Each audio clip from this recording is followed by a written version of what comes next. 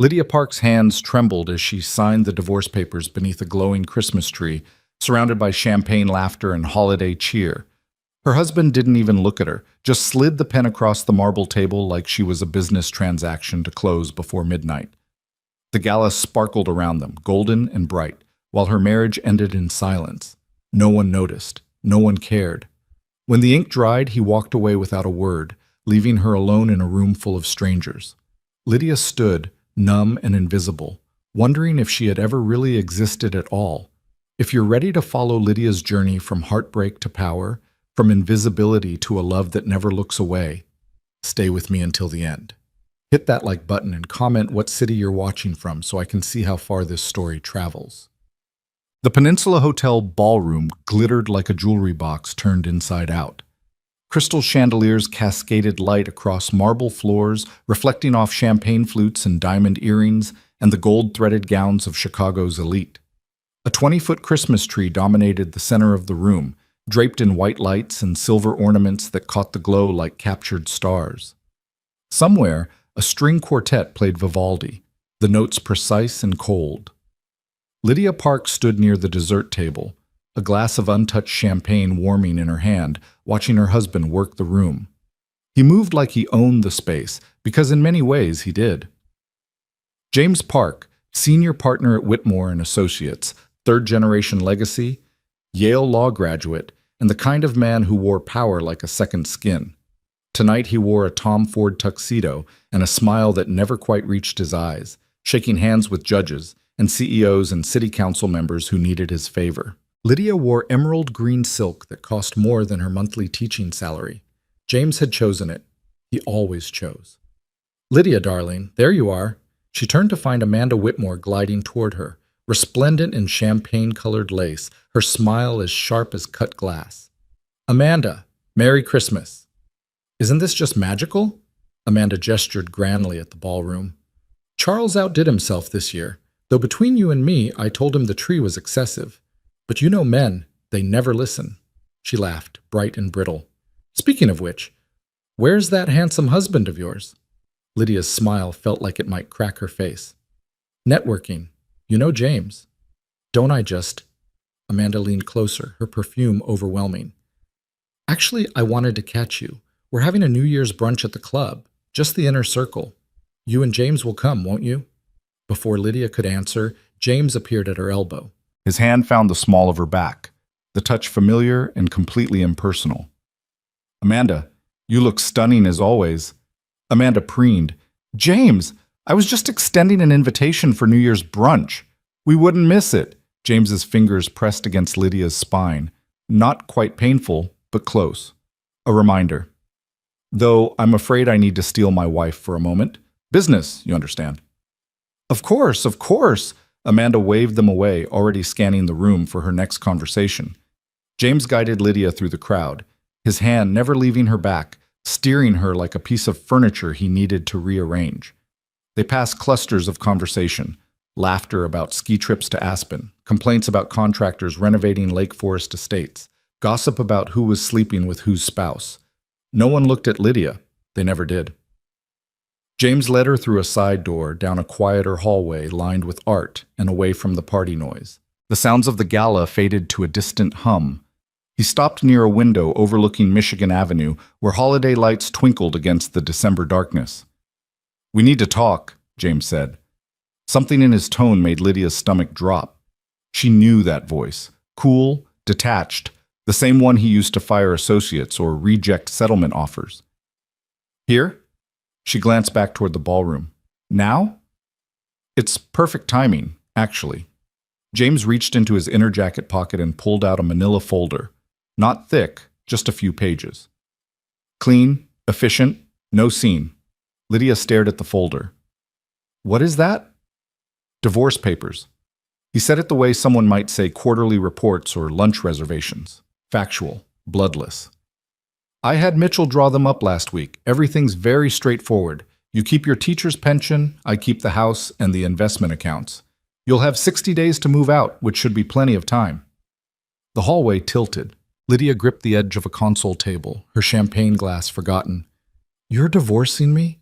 At a Christmas party?" It seemed as good a time as any. James opened the folder, revealing neat rows of legal text. Everyone's distracted, happy. No one will notice, no one will care, and we can both get on with our lives without the tedious spectacle of a public separation. James, don't make this dramatic, Lydia. We both know this marriage has been over for years. He pulled a pen from his pocket, a Mont Blanc, expensive and cold. You're miserable. I'm indifferent. And frankly, maintaining the pretense has become exhausting. This way is cleaner. Lydia's hands shook. 7 years. 7 years of trying to be enough, trying to fit into his world, trying to become the wife he wanted. 7 years of dinner parties where she smiled and nodded and disappeared into the wallpaper. 7 years of sleeping in separate bedrooms and having conversations that never went deeper than weather and schedules. Is there someone else? Her voice came out smaller than she wanted. James looked genuinely puzzled. Does it matter? It matters to me. He sighed like she was being unnecessarily difficult. Catherine Meredith. We've been seeing each other for about 6 months. She's an associate at the firm, sharp, ambitious, connected. Her father sits on 3 corporate boards. He said it without guilt, without apology, like he was listing her qualifications for a job. She fits, Lydia, in ways you never did. The words hit like a physical blow. Lydia had known, on some level, that James didn't love her. Maybe had never loved her. But hearing it stated so plainly, so casually, carved something vital out of her chest. Why did you marry me? She whispered. Honestly, you were safe, sweet, undemanding. James's expression didn't change. I was 28. My mother was pressuring me to settle down, and you seemed like you'd be easy to manage. And you were, for a while. He held out the pen. But we've both outgrown this arrangement. Sign the papers, Lydia. Let's end this with dignity. Dignity. As if any of this had dignity. Lydia looked at the papers, then at James, then back at the papers. Her whole adult life, reduced to 3 pages of legal text. Her marriage, ending in a hotel hallway while a party sparkled 1 room away. She thought about fighting, screaming, throwing her champagne in his face and making the scene he was so desperate to avoid. But what would be the point? James was right about one thing. Their marriage had been dead for years. Maybe it had never been alive at all. She'd just been too afraid to admit it, too invested in the fantasy of what she'd thought love should look like. Lydia took the pen. Her hand shook as she signed her name. 3 places, each signature a small death. Lydia Marie Park. The ink looked black against the white paper. Final. James took the folder back, checking each signature with the practiced eye of an attorney. I'll have Mitchell file these after the holiday. You have until February 15th to vacate the house. I've already had your bank account separated. You'll find the details in the final page. He tucked the folder back into his jacket, smoothed his lapels, and looked at her one last time. For what it's worth, Lydia, I hope you find whatever it is you're looking for. You're a good person, just not the right person for me. Then he walked away. Didn't look back, just returned to the party, his shoulders straight, his step light, like he'd just concluded a successful business deal. Lydia stood alone in the hallway, the pen still in her hand, her marriage over. The sounds of the party drifted through the walls. Laughter, music, the clink of glasses. People celebrating. People who had no idea that her entire life had just ended. She set the champagne glass on the console table, dropped the pen beside it. Her hands were numb. She couldn't go back into that ballroom, couldn't smile and make small talk and pretend everything was fine while her world crumbled. Couldn't watch James laugh with Catherine Meredith, because of course she was here. Of course she was at this party, probably waiting for James to return with the signed papers so they could celebrate their victory. Lydia walked. Away from the ballroom, away from the music and light. She found a service hallway, quieter and dimmer, lined with doors marked staff only and storage. Her heels clicked against tile floors. She couldn't feel her feet. The hallway ended at a door marked emergency exit. Lydia pushed through it, expecting an alarm, but there was only silence. She found herself on a back stairwell, industrial and cold, the kind of space guests were never supposed to see. She sat down on the concrete steps, her green silk dress pooling around her like spilled paint, and finally let herself cry. Not loud, not dramatic, just quiet, hopeless tears that slid down her face and dripped onto her hands. 7 years. Gone. Dismissed. Reduced to nothing more than an inconvenience James had finally bothered to resolve. The worst part wasn't the divorce itself. It was the knowing. The confirmation of what she'd suspected for so long, that she'd never mattered. That she'd been temporary from the start. That James had looked at her and seen nothing worth keeping. Invisible. Even to her own husband. "Excuse me, are you all right?" Lydia's head snapped up. A man stood at the top of the stairwell, silhouetted against the light from the floor above. Tall, broad-shouldered, wearing a charcoal suit that fit like it had been made for him. She couldn't see his face clearly, but his voice was deep and careful, like he was approaching something fragile. "I'm fine," Lydia said automatically, swiping at her tears. "Just needed some air." "In a stairwell?" Despite everything, she almost laughed. "It was the first door I found." The man descended the stairs slowly, giving her time to object. As he came closer, Lydia could see him better. Dark hair swept back, strong features, eyes that were almost black in the dim light. Mid-30s, maybe. There was something about the way he moved, controlled and deliberate, like a predator who'd learned perfect stillness. He stopped a few steps above her, close enough to talk but far enough to give her space. "Bad night?" he asked. "You could say that." Lydia tried to smile, but it crumbled. "Actually, it's been a bad year. Tonight was just the finale." The man studied her with an intensity that should have felt invasive but somehow didn't, like he actually saw her, not through her, not past her, but her. "What happened?"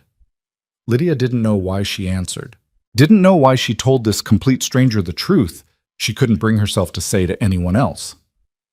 "My husband just divorced me at a Christmas party in a hallway." She laughed, brittle and broken. "He had the papers ready.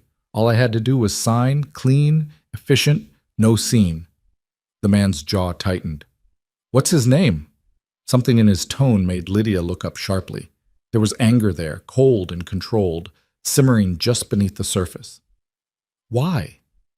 "Because any man who would humiliate his wife like that deserves to have his name remembered." "It doesn't matter." Lydia shook her head. "It's done. I signed the papers, he got what he wanted, and now I'm just—" Her voice broke. "I'm just sitting in a stairwell, crying in a dress that cost $3,000, wondering what the hell I'm supposed to do now." The man was quiet for a moment. Then he shrugged off his suit jacket and held it out to her. "You're shaking." Lydia looked down. He was right. Her whole body trembled. Whether from cold or shock, she couldn't tell. She took the jacket, wrapped it around her shoulders. It smelled like expensive cologne and something darker, like smoke and winter nights. "Thank you." "Victor," he said. "Victor Romano." "Lydia Park." She pulled the jacket tighter. "Though I guess I won't be a Park much longer." Victor sat down on the step beside her. Not too close, but close enough that his presence felt solid and real. An anchor in a night that had become completely untethered. "How long were you married?" 7 years. Lydia stared at her hands. "I was 23 when we got married. Young, stupid. I thought I was lucky. James was handsome and successful and confident. I thought he'd chosen me because he saw something special." She laughed bitterly. "Turns out he chose me because I was convenient, easy to manage, safe." "You don't strike me as easy to manage." "You don't know me." "No," Victor agreed. "But I know what I see, and what I see is a woman who's been diminished by someone who didn't deserve her in the first place." Lydia turned to look at him. Really look at him. There was something magnetic about Victor Romano, something that pulled attention like gravity. His face was all sharp angles and controlled power, but his eyes held something darker, dangerous maybe, but not dangerous to her. "You don't know anything about me," she said again, softer this time. "I know you're sitting in a service stairwell instead of making a scene. I know you signed papers that ripped your life apart because it was easier than fighting. I know you're crying in the dark because you don't want anyone to see you break." Victor's voice was steady, certain. "I know you've been invisible for too long." The words hit something deep inside her chest. True. Too true. "What are you doing here?" Lydia asked. At the party, I mean. You don't seem like the charity gala type. I'm not, but I was invited, and sometimes appearances matter. He smiled, just barely. Though I'm finding the stairwell much more interesting than the ballroom. You should go back. The party can survive without me. Victor stood, extended his hand. Come on. Lydia stared at his hand. Where? Away from here. Somewhere you can breathe, somewhere you don't have to be invisible. She should say no.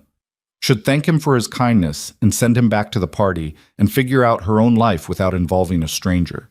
Should be smart and careful and all the things she'd always been.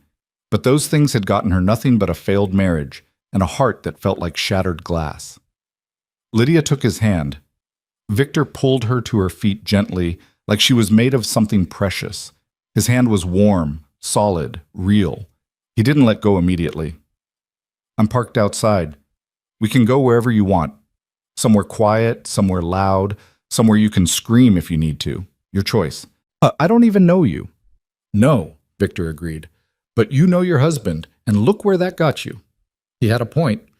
Lydia glanced back toward the door that led to the party, to the ballroom where James was probably already celebrating his freedom with Catherine Meredith, back to a life where she'd been nothing more than set dressing for someone else's success. Then she looked at Victor, this stranger with dark eyes and careful hands who'd found her crying in a stairwell and offered her something she hadn't felt in years, the sense that someone actually saw her. Somewhere quiet, she said. Please.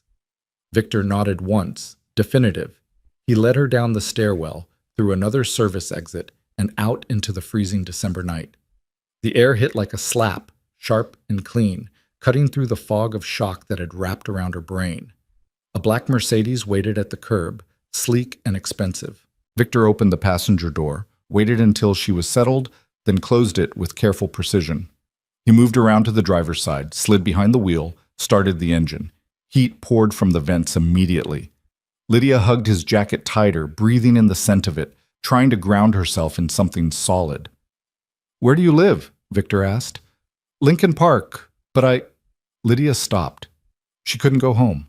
That house wasn't hers anymore. James had made that clear. February 15th, he'd said. 60 days to erase 7 years. I don't want to go home, she finished quietly. Victor pulled away from the curb, smooth and controlled. Then we won't.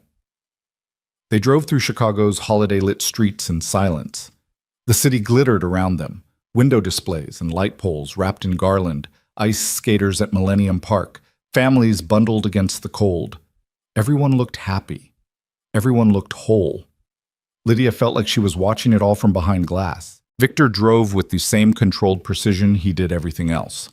One hand on the wheel, the other resting on his thigh, his expression calm and focused. He didn't try to fill the silence with empty conversation, just drove. 20 minutes later, they pulled up to a building on the Gold Coast, all glass and steel and understated wealth. A valet appeared immediately, opening Victor's door. Mr. Romano? Good evening, sir. Michael. Victor came around to Lydia's side, offered his hand again. We'll be upstairs. The valet didn't even glance at Lydia's tear-stained face or wrinkled dress, just nodded professionally and took the keys. Victor guided Lydia through a lobby that looked like something from an architecture magazine. Marble floors, contemporary art, a Christmas tree that was elegant and minimal, nothing like the ostentatious display at the peninsula. An elevator opened immediately, like it had been waiting for them. They rode up in silence. Lydia watched the floor numbers climb, 20, 30, 40. The elevator opened directly into a penthouse apartment. Lydia stepped inside and stopped. Floor-to-ceiling windows dominated the far wall, offering a view of Chicago that stretched for miles. The city sprawled below them, lights twinkling against the darkness of Lake Michigan. The apartment itself was beautiful in a stark masculine way. Clean lines, dark wood, leather furniture. Expensive, but not showy. Everything in its place. Sit, Victor said, gesturing to a leather sofa near the windows. I'll get you something to drink. Lydia sank onto the sofa, still wrapped in his jacket, and stared out at the city. From up here, everything looked small, manageable, like problems were just tiny pinpricks of light that couldn't really hurt you. Victor returned with 2 glasses of amber liquid. He handed her one, sat in the chair across from her. "Whiskey," he said. "Good whiskey. It won't fix anything, but it might help you feel less numb." Lydia took a sip. The whiskey burned going down, rich and smoky. She took another sip, then another, feeling warmth spread through her chest. "Thank you," she said, "for this, for getting me out of there. You didn't have to." "I know." "Then why did you?" Victor was quiet for a moment, studying her over the rim of his glass. "Because you looked like you needed someone to see you, and I did." Something about the way he said it made Lydia's breath catch. Not romantic, not predatory, just honest, simple, true. "I don't understand what I did wrong," she whispered. "I tried so hard to be what James needed. I went to his firm dinners, I smiled at his clients, I made sure the house was perfect, and I never complained when he worked late or forgot our anniversary or—" Her voice cracked. "I loved him, and it was never enough. It wasn't about you." "How can you know that?" "Because men like your husband, they don't want partners. They want accessories. Something that looks good and doesn't make demands." Victor leaned forward, his expression intense. You could have been perfect, and it wouldn't have mattered, because perfect wasn't what he wanted. He wanted small, manageable, forgettable. Tears spilled down Lydia's cheeks again. "I was so invisible." "You're not invisible now." Lydia looked up, met Victor's eyes. Dark, penetrating, seeing her in a way that felt almost frightening in its intensity. "Who are you?" she asked. "Really?" "Someone who understands what it's like to be underestimated. Someone who knows that power isn't about being loud or demanding attention. It's about control, precision, knowing exactly who you are and what you're worth." He paused. "And someone who thinks you've forgotten what you're worth." "I don't know what I'm worth anymore." "Then let me tell you." Victor set his glass down, his gaze never leaving hers. "You're worth more than a man who divorces you at a Christmas party. You're worth more than 7 years of being diminished and dismissed. You're worth more than crying alone in stairwells and wondering why you weren't enough." Lydia couldn't breathe. The words hit something raw and bleeding inside her, something she'd been trying to ignore for so long. "I don't know how to start over," she whispered. "I don't know how to be alone. I've been with James since I was 23. I don't even know who I am without him." "Then find out." Victor's voice was steady, certain. "Take your time. Figure out what you want, what you need, what you won't settle for anymore." "What if I fail?" "Then you fail. But at least you'll fail on your own terms, not someone else's." Lydia finished her whiskey, set the glass down with trembling hands. The night felt surreal. Sitting in a stranger's penthouse, accepting comfort from a man she'd met an hour ago, her marriage over and her future completely uncertain. But for the first time in years, she felt something other than numb. She felt seen. "I should go," she said, though she didn't move. "You've been so kind, but I've taken up enough of your time." "Where will you go?" "Good question." The house in Lincoln Park didn't feel like home anymore. She had friends, but none close enough to show up at midnight crying about a divorce they'd probably all seen coming. Her parents lived in Seattle, and calling them would mean explanations she didn't have the energy for. "A hotel, I guess, just for tonight. Tomorrow I'll figure out something more permanent." Victor stood. "Stay here." Lydia's eyes widened. "I can't. I have guest rooms, 3 of them. Take your pick. Stay the night, get some sleep, and tomorrow we'll figure out your next steps." He held up a hand before she could protest. "No expectations, no strings, just a safe place to land." Lydia should say no, should maintain boundaries with this man she didn't know, should be smart and careful and protected. But she was so tired of being careful, so tired of doing what she should. "Okay," she whispered, "just for tonight." Victor nodded, satisfied. He showed her to a guest room, beautiful and impersonal, decorated in soft grays and whites, a bathroom with a soaking tub, towels that looked like they'd never been used. "There are clothes in the closet if you need them," Victor said from the doorway. "Extra toothbrush in the bathroom. Take whatever you need." "Thank you, Victor. Really." He looked at her for a long moment, something unreadable in his dark eyes. "Get some rest, Lydia. Tomorrow's going to be better." Then he was gone, closing the door softly behind him. Lydia stood in the middle of the guest room, still wearing her green silk dress and Victor's jacket, and finally let herself fall apart. She sank onto the bed and cried, great heaving sobs that shook her whole body. 7 years. 7 years of trying and failing and being not enough. But tomorrow, Victor had said, tomorrow would be better. Lydia wasn't sure she believed him. But in this moment, in this stranger's guest room with the city lights glittering through the windows, she wanted to. She wanted to so badly. Lydia woke to unfamiliar silence. No alarm. No sound of James already up and moving through the house, coffee brewing, morning news murmuring from the kitchen television. Just quiet, deep and complete, broken only by the distant hum of the city far below. For a moment she couldn't remember where she was. The bed was too soft. The sheets too expensive, the room too perfectly decorated. Then memory crashed back, the party, the divorce papers, the stairwell, Victor Romano's dark eyes and careful hands, his penthouse overlooking Chicago.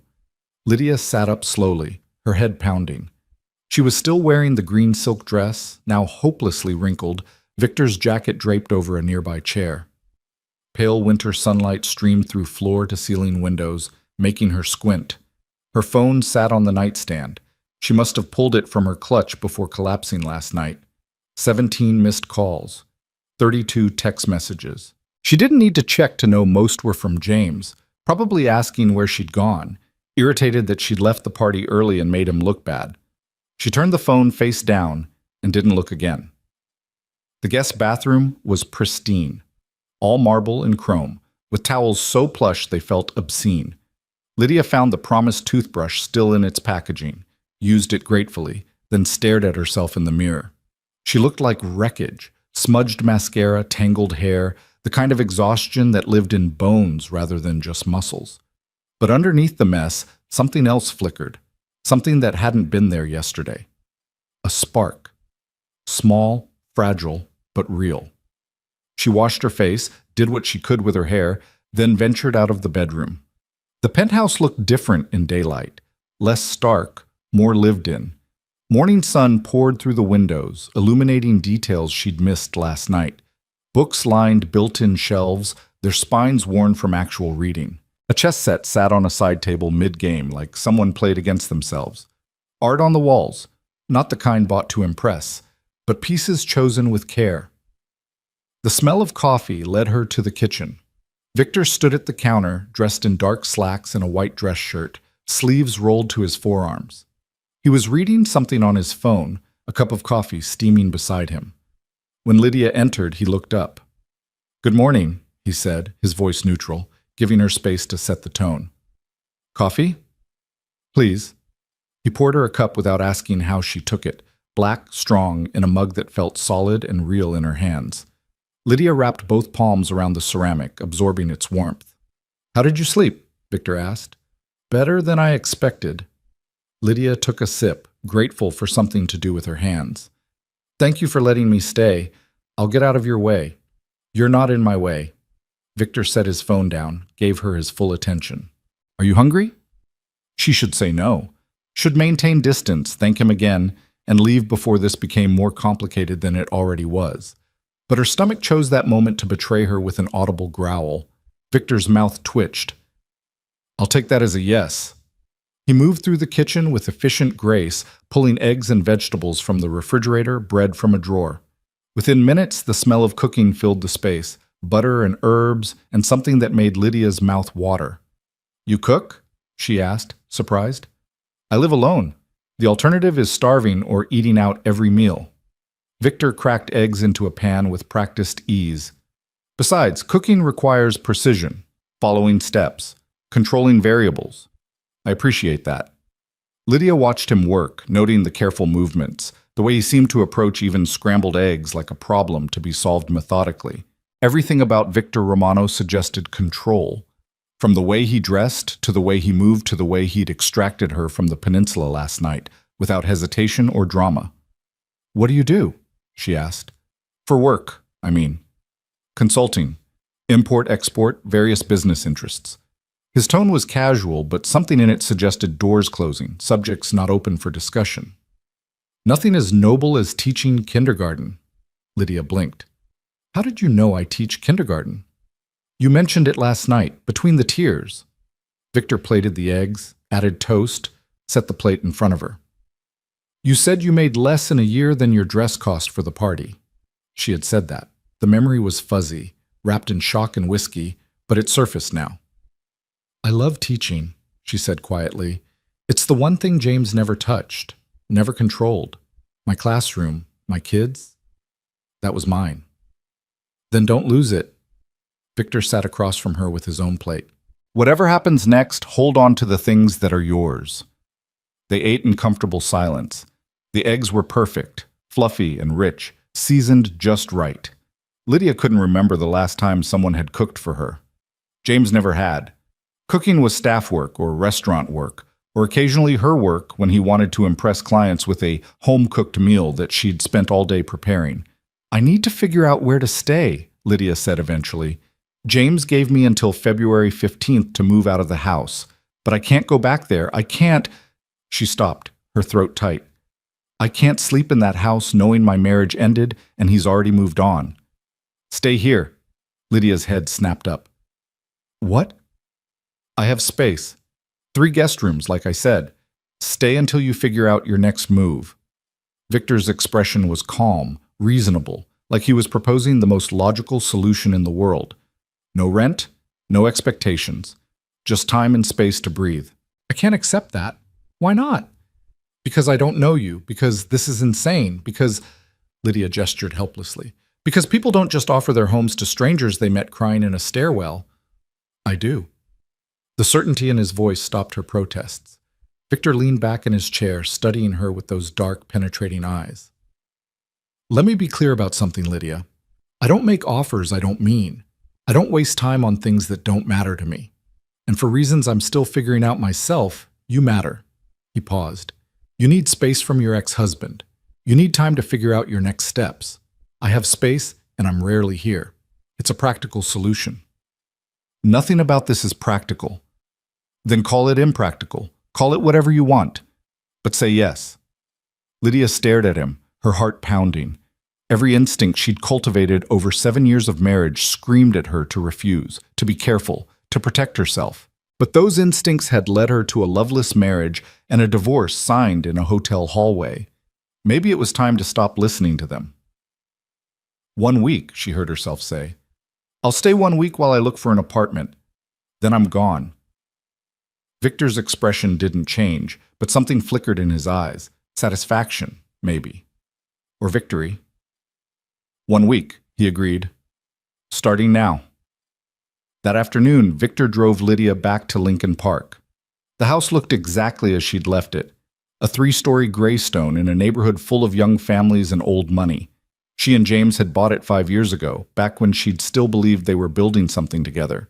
Now it just looked cold. Victor parked on the street, turned off the engine, but didn't move to get out. Do you want me to come in? He asked. Lydia looked at the house, her stomach churning. No, I need to do this alone. I'll wait here. She wanted to argue, but the relief she felt knowing he'd be there when she came back out was too strong. Lydia nodded, grabbed her purse, and forced herself out of the car. The front door opened with her key. James hadn't changed the locks yet. Small mercy.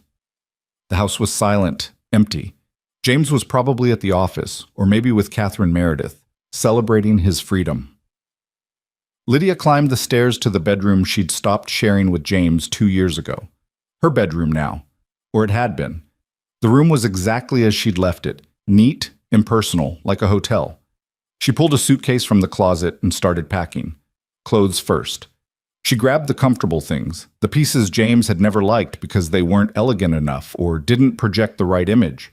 Jeans and sweaters and the soft pajamas she wore when she was alone. She left behind the cocktail dresses, the silk blouses, the designer heels that had never felt like hers anyway. Then personal items, her books, poetry, and fiction James had thought frivolous.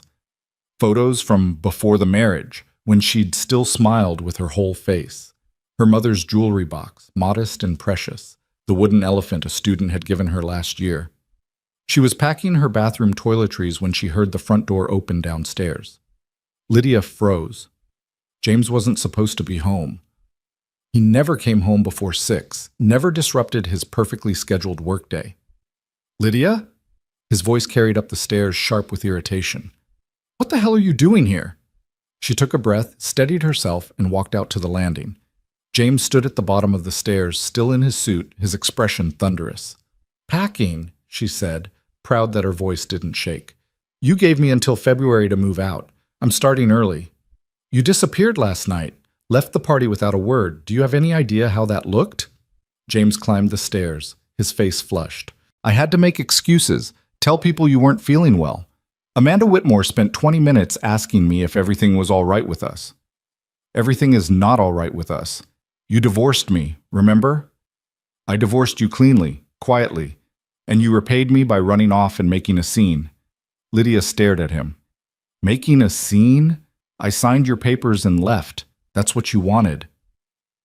"I wanted you to stay at the party, smile, pretend everything was normal until the end of the night. Was that really too much to ask?" James reached the landing, looming over her. "Where did you even go?" "That's none of your business." His eyes narrowed. "You're still my wife. For 60 more days. After that, you don't get to ask me questions." Lydia moved past him, back into the bedroom, continuing her packing. "I'll be out by the end of the week. You'll have your house back." James followed her, standing in the doorway. "Where are you going?" "Does it matter?" "Yes, it matters. The divorce isn't final yet. If you're planning to contest anything in the settlement, I'm not contesting anything." Lydia folded a sweater with careful precision. "I don't want your money or your house or anything else. I just want to be done." "Then where are you staying?" She looked up at him, this man she'd spent 7 years trying to please, and felt nothing. No anger, no grief, no love, just emptiness. "With a friend," she said. It wasn't exactly a lie. Victor had offered friendship along with the apartment. Close enough. James's expression shifted, something calculating entering his eyes. "What friend?" "You don't have friends." The words hit like a slap. True, maybe. She'd let her friendships wither over the years, too focused on being James's wife to maintain her own connections. But hearing him say it so dismissively, like her isolation was a fact rather than a failure, made something hot and sharp flare in her chest. "I'm meeting people," she said, "expanding my social circle, moving on with my life." "Right." James's tone dripped skepticism. "Well, whoever this friend is, make sure they understand the terms of our separation. No cohabitation with romantic partners until the divorce is final, or you forfeit the settlement." "There's no romantic partner, just someone helping me get back on my feet." "Fine, but Lydia..." James moved into the room, lowering his voice. "Don't do anything stupid. Don't make this messy. We had an agreement." "We did," Lydia agreed, "and I'm honoring it. I signed your papers, I'm leaving your house, and after February you'll never have to see me again." She zipped the suitcase closed. "Exactly what you wanted." She grabbed the suitcase handle, shouldered her bag, and walked past him without looking back. Down the stairs, through the hallway lined with photos of a marriage that had never been real. Out the front door into the weak December sunlight. Victor's Mercedes still sat at the curb. He stood beside it now, leaning against the hood, his posture relaxed but his eyes sharp, tracking every movement. When he saw her, he straightened, opened the trunk without a word.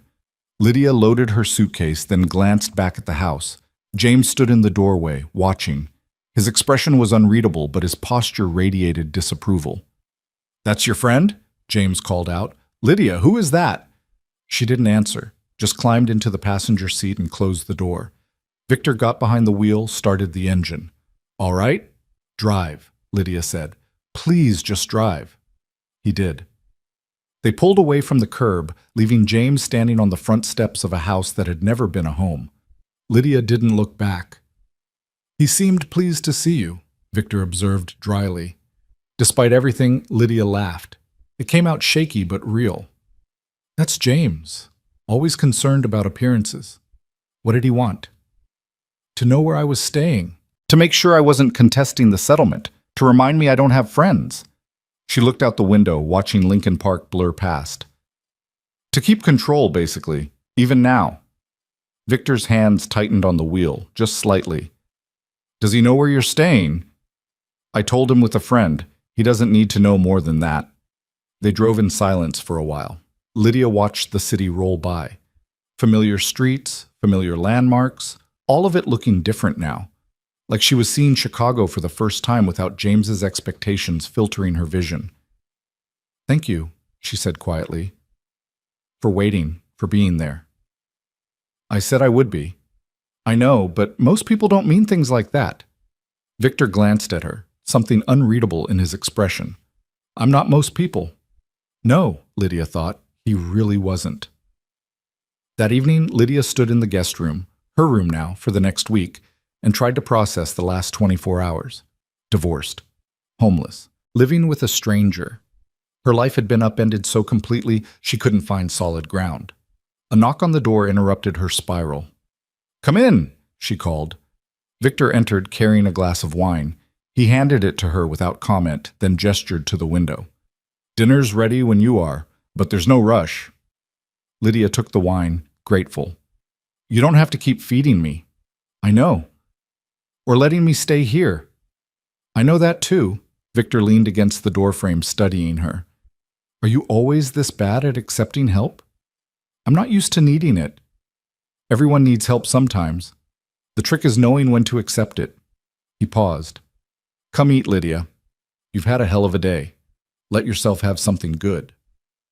Something good.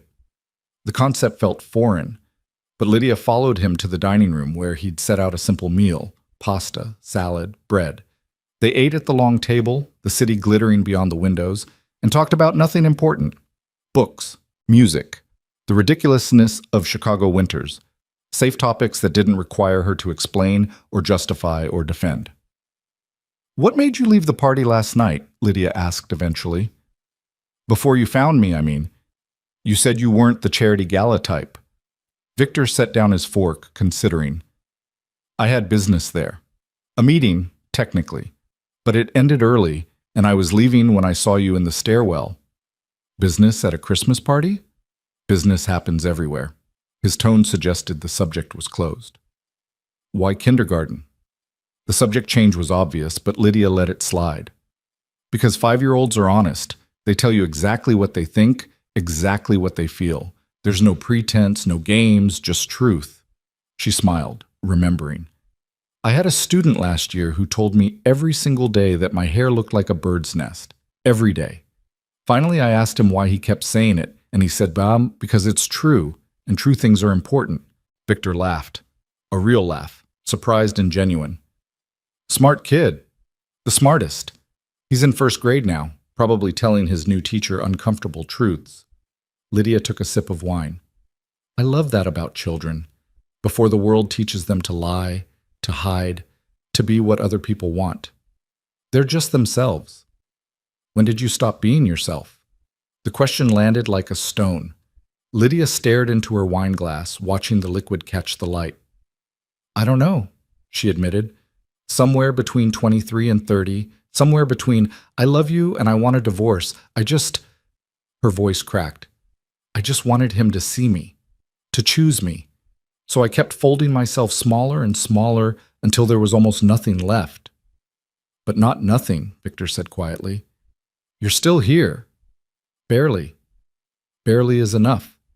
You start from barely and build. He leaned forward, his expression intense. You want to know what I see when I look at you, Lydia? I see someone who survived 7 years of being diminished and still managed to walk away. Someone who signed divorce papers and didn't make a scene, not because she was weak, but because she was smart enough to know the battle wasn't worth fighting. Someone strong enough to accept help from a stranger because she recognized she needed it. Lydia's eyes burned. I don't feel strong. Strong people rarely do. They're too busy surviving to notice. They finished dinner in silence. Victor cleared the plates, refused her offer to help, then poured them both another glass of wine. They moved to the living room, to the leather sofas facing those impossible windows and the city stretched out below. Can I ask you something? Lydia said. Always. Why are you helping me? And don't say it's practical or that I needed space. There's more to it than that. Victor was quiet for a long moment, swirling wine in his glass. When he spoke, his voice was careful, measured. I told you I understand what it's like to be underestimated. That's true. I also understand what it's like to be controlled by someone who sees you as an asset rather than a person. He looked at her directly. My father was a powerful man, successful, connected, and he had very specific ideas about who I should be and what I should become. For years, I tried to meet those expectations, tried to be the son he wanted. What happened? I stopped trying. I walked away, built my own life, became my own man. Victor's expression hardened. But I remember what it felt like, that pressure to be smaller, quieter, more convenient. I remember how it eats at you until you're not sure who you are anymore. Lydia absorbed this, seeing new dimensions to the man sitting across from her. Is your father still alive? No, he died 5 years ago. We never reconciled. Victor said it without emotion, but Lydia heard the weight underneath. I don't regret leaving, but I regret the time I wasted trying to be what he wanted before I finally broke free. I wasted 7 years. Then don't waste more. You're out now. Build from here. Lydia looked at him, this stranger who'd become something else in less than a day. Someone who saw her. Someone who understood. Someone who'd offered her shelter without asking for anything in return. I don't know how to build, she whispered. I only know how to survive. Then I'll teach you. Victor's voice was absolutely certain. One day at a time, one choice at a time, you'll remember who you are. And if I don't like who I am, then you become someone you do like. He leaned forward, his dark eyes holding hers. You get to choose now, Lydia. That's what freedom means. No one else's expectations, no one else's approval, just you deciding what matters. The words settled into her chest, heavy and real. Freedom, choice, the possibility of becoming rather than just surviving. I don't know where to start, she admitted. Start with tomorrow. Wake up, decide what you want from the day, and do that. Then do it again the next day, and the day after that. Eventually, you'll have built a life. It sounded so simple when he said it, so possible. Lydia finished her wine, set the glass down, and looked out at Chicago sparkling in the darkness. Somewhere out there, James was probably with Catherine Meredith, celebrating his freedom. Somewhere out there, her classroom waited, full of honest 5-year-olds who told uncomfortable truths. Somewhere out there, a new life waited to be built. Okay, she said softly. Tomorrow. I'll start tomorrow. Victor smiled, small but genuine. Good. They sat in comfortable silence, watching the city lights flicker and fade, two people who'd found each other in the darkness and decided to hold on. And for the first time in 7 years, Lydia felt something she'd almost forgotten. Hope. The next morning, Lydia woke with purpose for the first time in months. She showered, dressed in jeans and a sweater that actually felt like hers, and found Victor already in the kitchen reading the Wall Street Journal with his coffee. I'm going back to work today, she announced. Victor looked up, his expression carefully neutral. School doesn't start until after New Year's. I know, but there's lesson planning, classroom prep, paperwork I've been avoiding. Lydia poured herself coffee, feeling steadier than she had in days. I need to do something normal, something that's mine. Then go. Victor folded his paper. Do you need a ride? I can take the train. I know you can. I asked if you needed a ride. Lydia looked at him, this man who kept offering help without making her feel small for needing it. A ride would be nice. Thank you. 20 minutes later, they pulled up to Hawthorne Elementary, a brick building in Lakeview with cheerful murals painted on the exterior walls. The parking lot was nearly empty. Winter break meant only administrators and the occasional dedicated teacher showed up. What time should I pick you up? Victor asked. You don't have to. Lydia. His tone was patient but firm.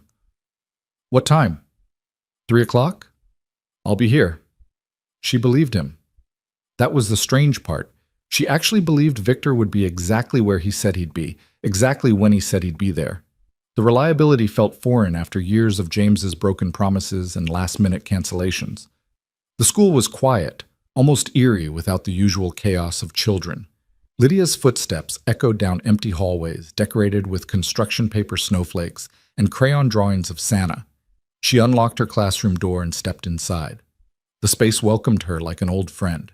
20 small desks arranged in clusters, a reading corner with oversized pillows, walls covered in alphabet charts and student artwork. Her desk sat in the corner, buried under stacks of papers she'd been too exhausted to grade before the holiday break. Lydia set down her bag and got to work. She graded spelling tests and art projects, updated her lesson plans for January, reorganized the book corner. The familiar routine soothed something raw inside her. This was hers. James had never touched this space, never influenced her teaching, never made her feel inadequate here. In this classroom, she was Miss Park, beloved teacher, creative lesson planner, the adult who remembered every student's favorite color and listened to their rambling stories about their weekend adventures. "Lydia, that you?" She looked up to find Principal Morrison standing in the doorway, coffee mug in hand, eyebrows raised in surprise. "Hi, Angela. Just catching up on some work." Angela entered the classroom, settling into one of the tiny student chairs with practiced ease. "During winter break? Girl, you need a hobby." "This is my hobby." "That's deeply sad." Angela took a sip of coffee, studying Lydia with the sharp eyes that missed nothing. "You look different. Something happened?" Lydia hesitated. Angela was more than just her boss. They'd started at Hawthorne the same year, had survived difficult parents and budget cuts and standardized testing together.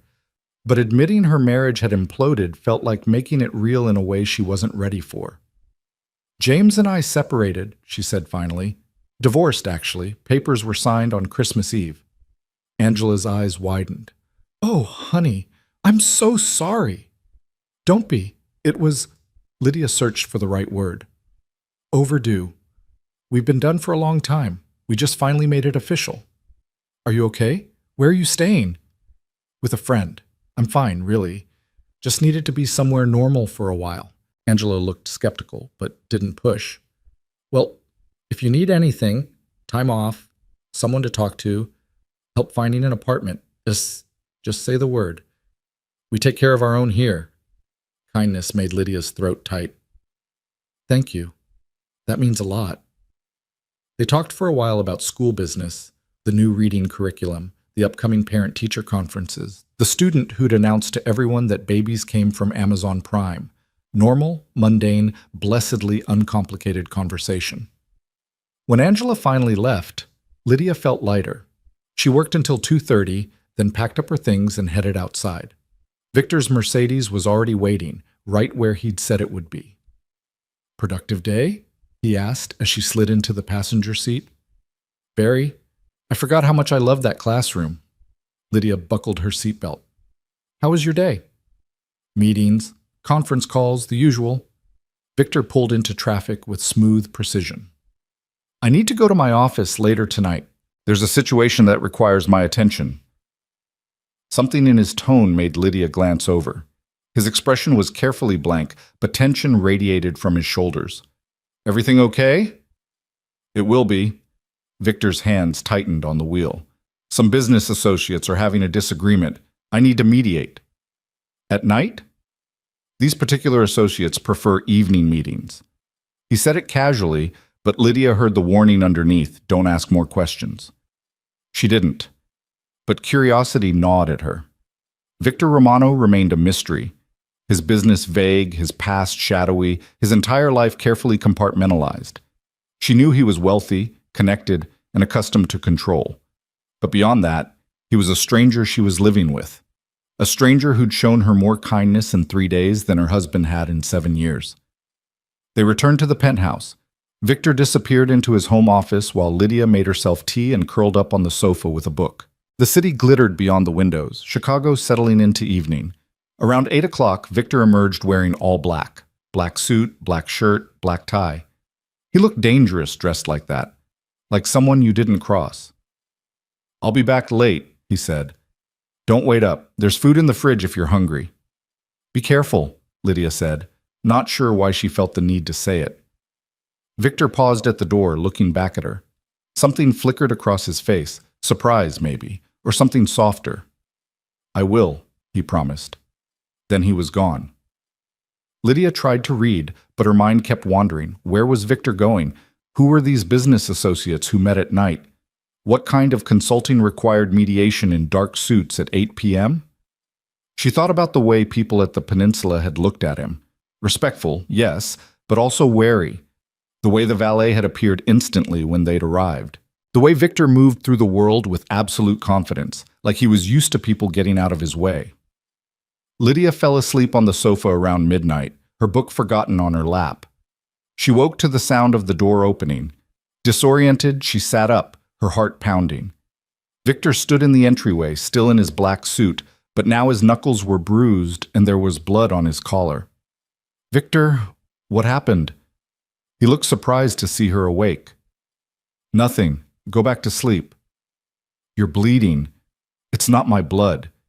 He said it so calmly, so matter-of-factly, that it took Lydia a moment to process the words. "Whose blood is it?" Victor's expression shuddered. "Someone who made a poor decision. It's handled now." He moved past her toward his bedroom, clearly intending to end the conversation, but Lydia stood blocking his path. "Victor, what do you really do?" He looked down at her, his dark eyes unreadable. For a long moment he didn't answer. Then he sighed, the sound heavy with resignation. "Come sit down." They returned to the living room. Victor poured himself a whiskey, drank it in one swallow, then poured another. Lydia waited, her heart hammering against her ribs. "You asked what I do for work," Victor said finally, settling into the chair across from her. "The truth is complicated. Try me. I run a network of businesses. Legitimate ones mostly, import-export, real estate, several restaurants, and nightclubs. But I also have connections to less legitimate enterprises, protection services, conflict resolution, influence." He met her eyes directly. "I'm what some people would call a crime boss, though I prefer to think of myself as a businessman who operates in gray areas." The words hung in the air between them. Lydia should have been shocked, terrified, should have run immediately. But instead she felt an odd sense of things clicking into place. The careful evasions, the night meetings, the way people looked at him with respect and fear. "Are you part of the Mafia?" she asked. "The Mafia is an outdated term. I'm part of a network, an organization with roots in many communities. We provide services that exist outside legal frameworks. We protect our own. We handle problems that the police can't or won't address." Victor leaned forward. "I'm telling you this because you deserve to know who you're living with, what you've gotten yourself into by accepting my help." "Am I in danger?" "No." His answer was immediate, absolute. "No one touches you. No one even looks at you wrong. You're under my protection now, whether you want to be or not." Lydia absorbed this, trying to reconcile the man who'd cooked her breakfast with the crime boss who'd returned home with blood on his collar. "The mediation tonight," she said slowly. "Someone crossed you?" "Someone thought they could skim profits from one of my businesses. I explained why that was unwise." Victor's tone was cold, businesslike. "He won't make that mistake again." "Did you kill him?" "No, but I hurt him enough that he'll remember the lesson." Lydia should have been horrified, should have grabbed her suitcase and left immediately. Instead, she found herself asking, "Why are you telling me this? You could have kept lying." "Because lies are what your husband gave you. I won't do that." Victor set down his glass. "You need to understand what I am, Lydia. I'm not a good man. I've done things that would turn your stomach. I operate outside the law because the law doesn't serve people like me. I control territory, I enforce rules, and when people break those rules, I make them pay." "But you're helping me." "Yes." "Why?" Victor was quiet for a long moment. When he spoke, his voice was softer. "Because you needed help, and no one else was offering it. Because I saw something in you that reminded me of myself before I became this." He gestured at himself, the expensive suit, the bruised knuckles, the blood. Someone who'd been made small by someone powerful. Someone who deserved better. Lydia's chest felt tight. "I don't know what to do with this information." "You have 3 choices. You can leave. I'll help you find an apartment, set you up financially, make sure you're safe. No hard feelings. You can stay and pretend you don't know what I really do, or you can stay knowing exactly who I am and decide if that's something you can live with. Victor stood. Think about it. Take your time. Whatever you decide, I'll respect it. He headed toward his bedroom, then paused at the doorway. For what it's worth, Lydia, I would never hurt you. That's not a line I cross, but I understand if knowing what I'm capable of changes how you see me. Then he was gone, leaving her alone with impossible choices. Lydia didn't sleep that night. She lay in the guest bed, staring at the ceiling, trying to process everything. Victor Romano was a criminal. He hurt people. He operated outside the law.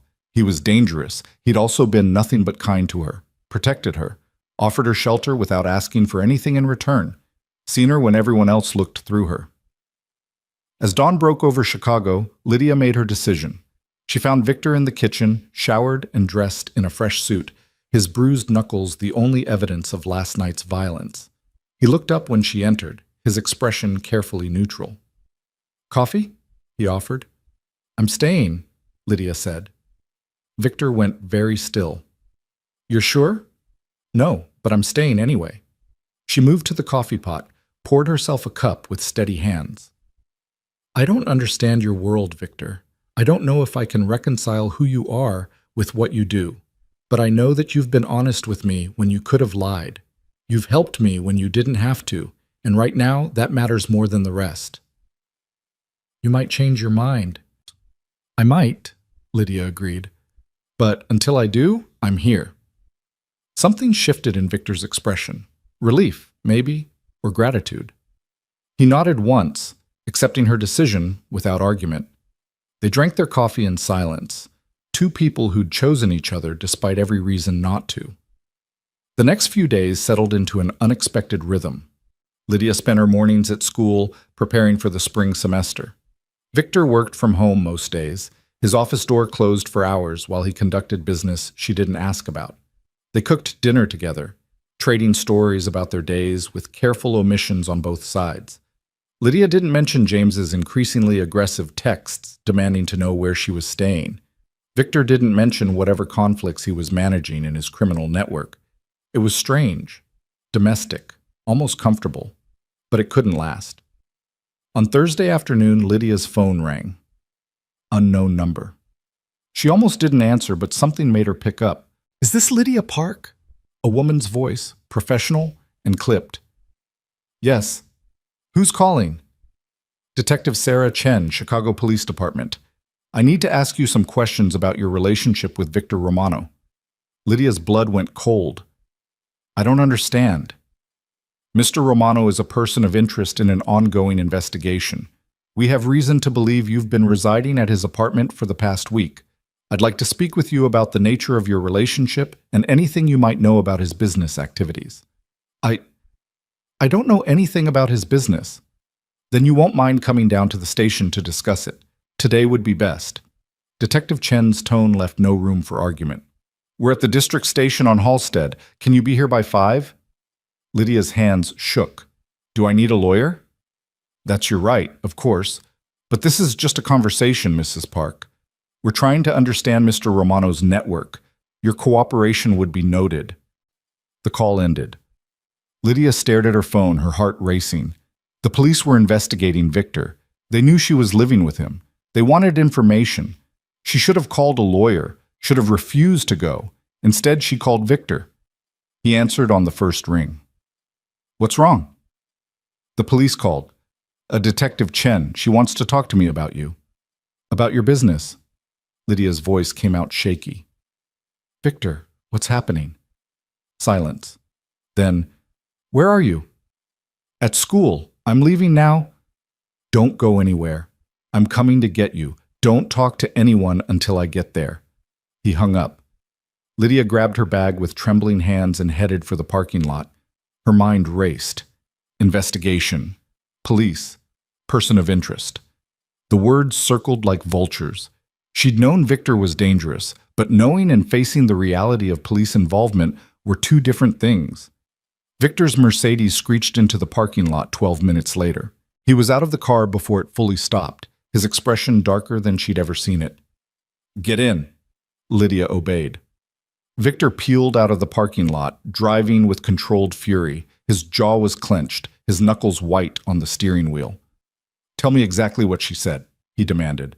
Lydia recounted the conversation word for word.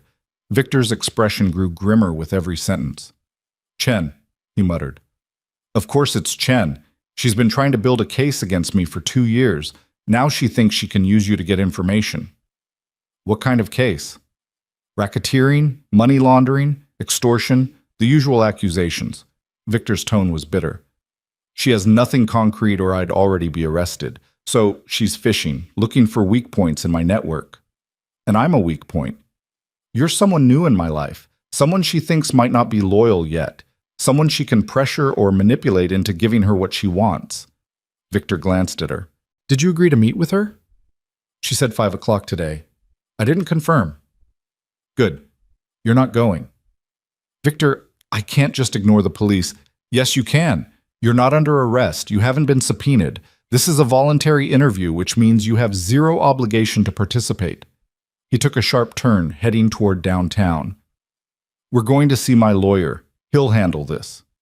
20 minutes later, they sat in a glass-walled conference room at Walsh and Associates, facing a man in his 50s with silver hair and the confident demeanor of someone who'd never lost an argument. "Detective Chen is persistent, I'll give her that," Robert Walsh said, reviewing the notes Victor had provided. "But she's also desperate. This fishing expedition proves she doesn't have enough evidence to move forward with charges." "What does she want from me?" Lydia asked. "Information. Confirmation of Victor's activities. Anything she can use to strengthen her case or pressure him into making a mistake." Walsh leaned back in his chair. "The good news is you don't know anything useful. The bad news is Chen won't believe that until she's questioned you herself." "So what do I do?" "You refuse to speak with her without counsel present. If she persists, we'll arrange a formal interview with me in the room, but I strongly advise you to exercise your Fifth Amendment rights and decline to answer any questions about Victor or his business affairs." Lydia looked at Victor. He sat perfectly still, his expression unreadable, but tension radiated from every line of his body. "This is my fault," she said quietly. "I brought this into your life by staying with you. James probably told them where I was."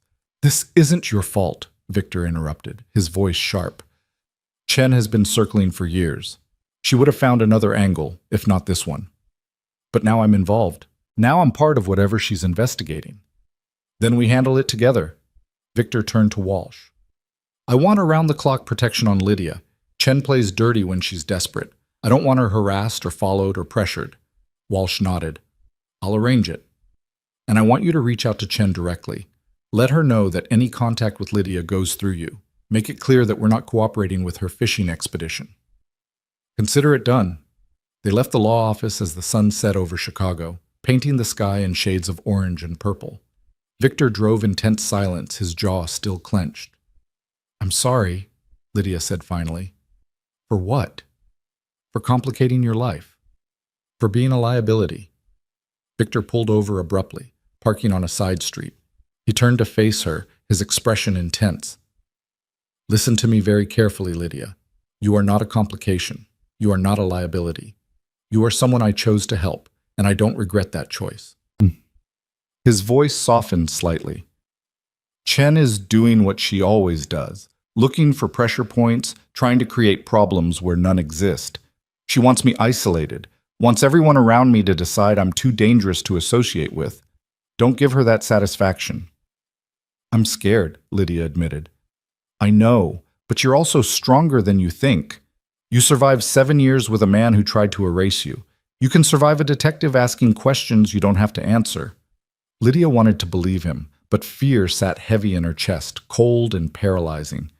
They returned to the penthouse in silence. Victor made calls from his office, while Lydia tried to grade papers and failed miserably. Her hands shook too much to hold the pen. Her mind kept circling back to Detective Chen and investigations, and the reality that she was now entangled in Victor's dangerous world. Around 9 p.m., her phone rang. James. She almost didn't answer, but something made her pick up. "Did you talk to the police?" James demanded without preamble. Lydia's stomach dropped. "How did you know about that?" Because Detective Chen called me this afternoon asking questions about your whereabouts and associates. She wanted to know if I was aware you were living with a known criminal. James's voice dripped with disgust. What the hell are you doing, Lydia? You've been divorced for less than a week, and you're already shacking up with a mobster. My living situation is none of your business. It is when the police are asking me questions, when they're implying that my ex-wife might be involved in criminal activities. James's tone turned vicious. I told you not to do anything stupid. I told you not to make this messy. And what do? You move in with someone the police are actively investigating. You told them where I was, Lydia said, the realization hitting her. You gave Detective Chen Victor's name. Of course I did. I'm not going to lie to the police to protect your poor judgment. If you want to ruin your life, that's your choice. But I won't be dragged down with you. Rage, hot and clean, flooded through Lydia. You divorced me at a Christmas party. You replaced me before the ink was dry on the papers. You spent 7 years making me feel worthless. And now you have the audacity to lecture me about poor judgment? At least I didn't take up with a criminal.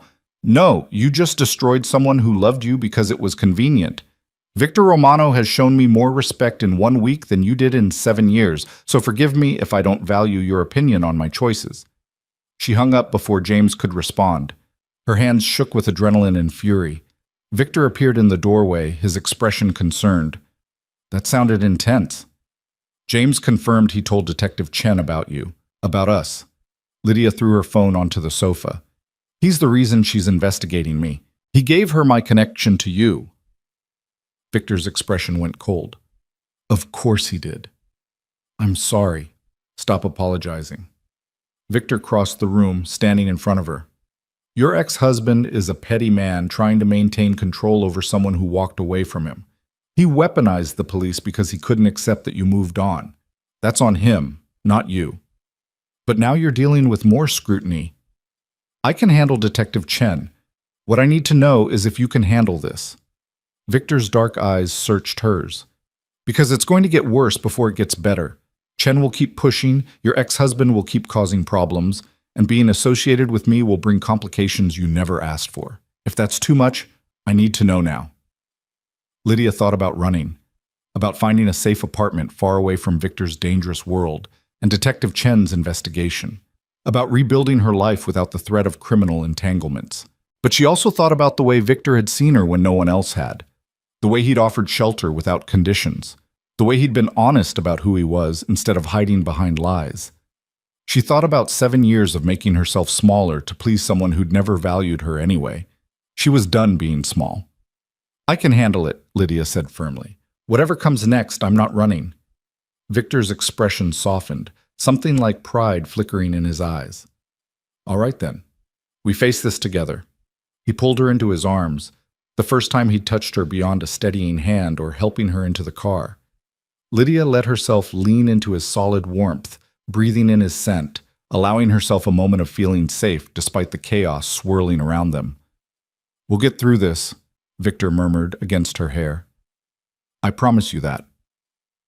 Lydia wanted to believe him, and for the first time in her life, she thought maybe she could. The morning after James's phone call, Lydia woke to find Victor already dressed in a charcoal suit, his expression grim as he spoke quietly into his phone. When he noticed her in the doorway, he ended the call abruptly. We have a problem, he said without preamble. Lydia's stomach dropped. What kind of problem? Detective Chen showed up at your school an hour ago.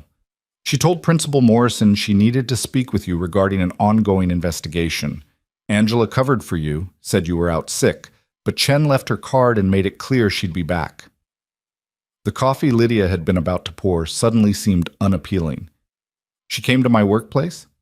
She's escalating, trying to pressure you by making your involvement public. Victor's jaw tightened. Walsh is filing a harassment complaint, but it won't stop her immediately.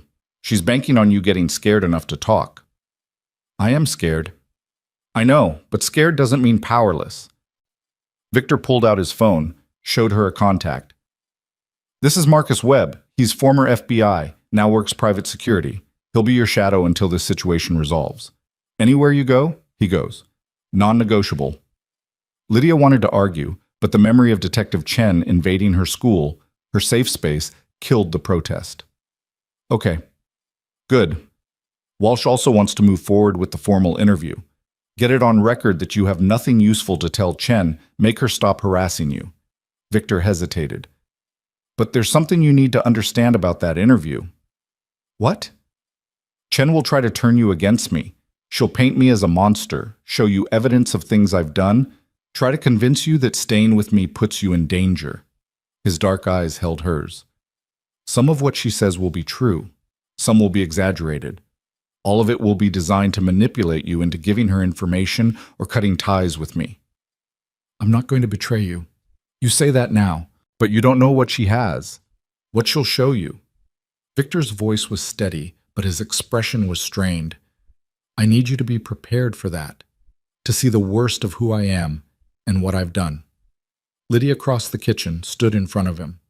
Victor, you told me you weren't a good man. You've been honest about operating outside the law. I'm not naive. I know that means you've hurt people, broken rules, done things most people would consider unforgivable. She took a breath.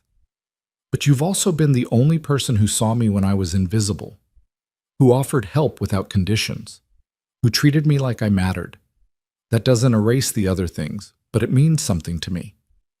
Victor looked at her for a long moment, something vulnerable flickering across his face before his usual mask of control slid back into place.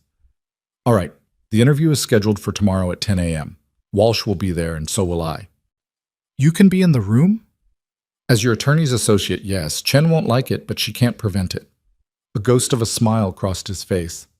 I want her to see that you're not alone, that she can't isolate you. The next 24 hours crawled by. Marcus Webb appeared at the penthouse that afternoon, a quiet man in his 40s with watchful eyes and an economy of movement that suggested serious training. He was polite but distant, clearly there to do a job rather than make friends. When Lydia went to the grocery store, Marcus followed at a discreet distance. When she tried to go for a walk to clear her head, he was 3 steps behind. It should have felt oppressive. Instead, it felt necessary. That night, Lydia barely slept. She kept imagining the interview, Detective Chen's questions, the evidence Victor had warned her about. When dawn finally broke, she felt exhausted and wired simultaneously. Victor drove them to Walsh's office in silence. Marcus followed in a separate car. The city looked gray and cold, matching Lydia's mood. Victor's hand found hers as they waited at a stoplight, his grip warm and steady. Whatever happens in there, remember that you control the narrative, he said quietly. You decide what you share. You decide when to invoke your Fifth Amendment rights. Chen has no power over you unless you give it to her. Lydia nodded, trying to absorb the confidence he was offering. Walsh met them in the lobby, his expression all business.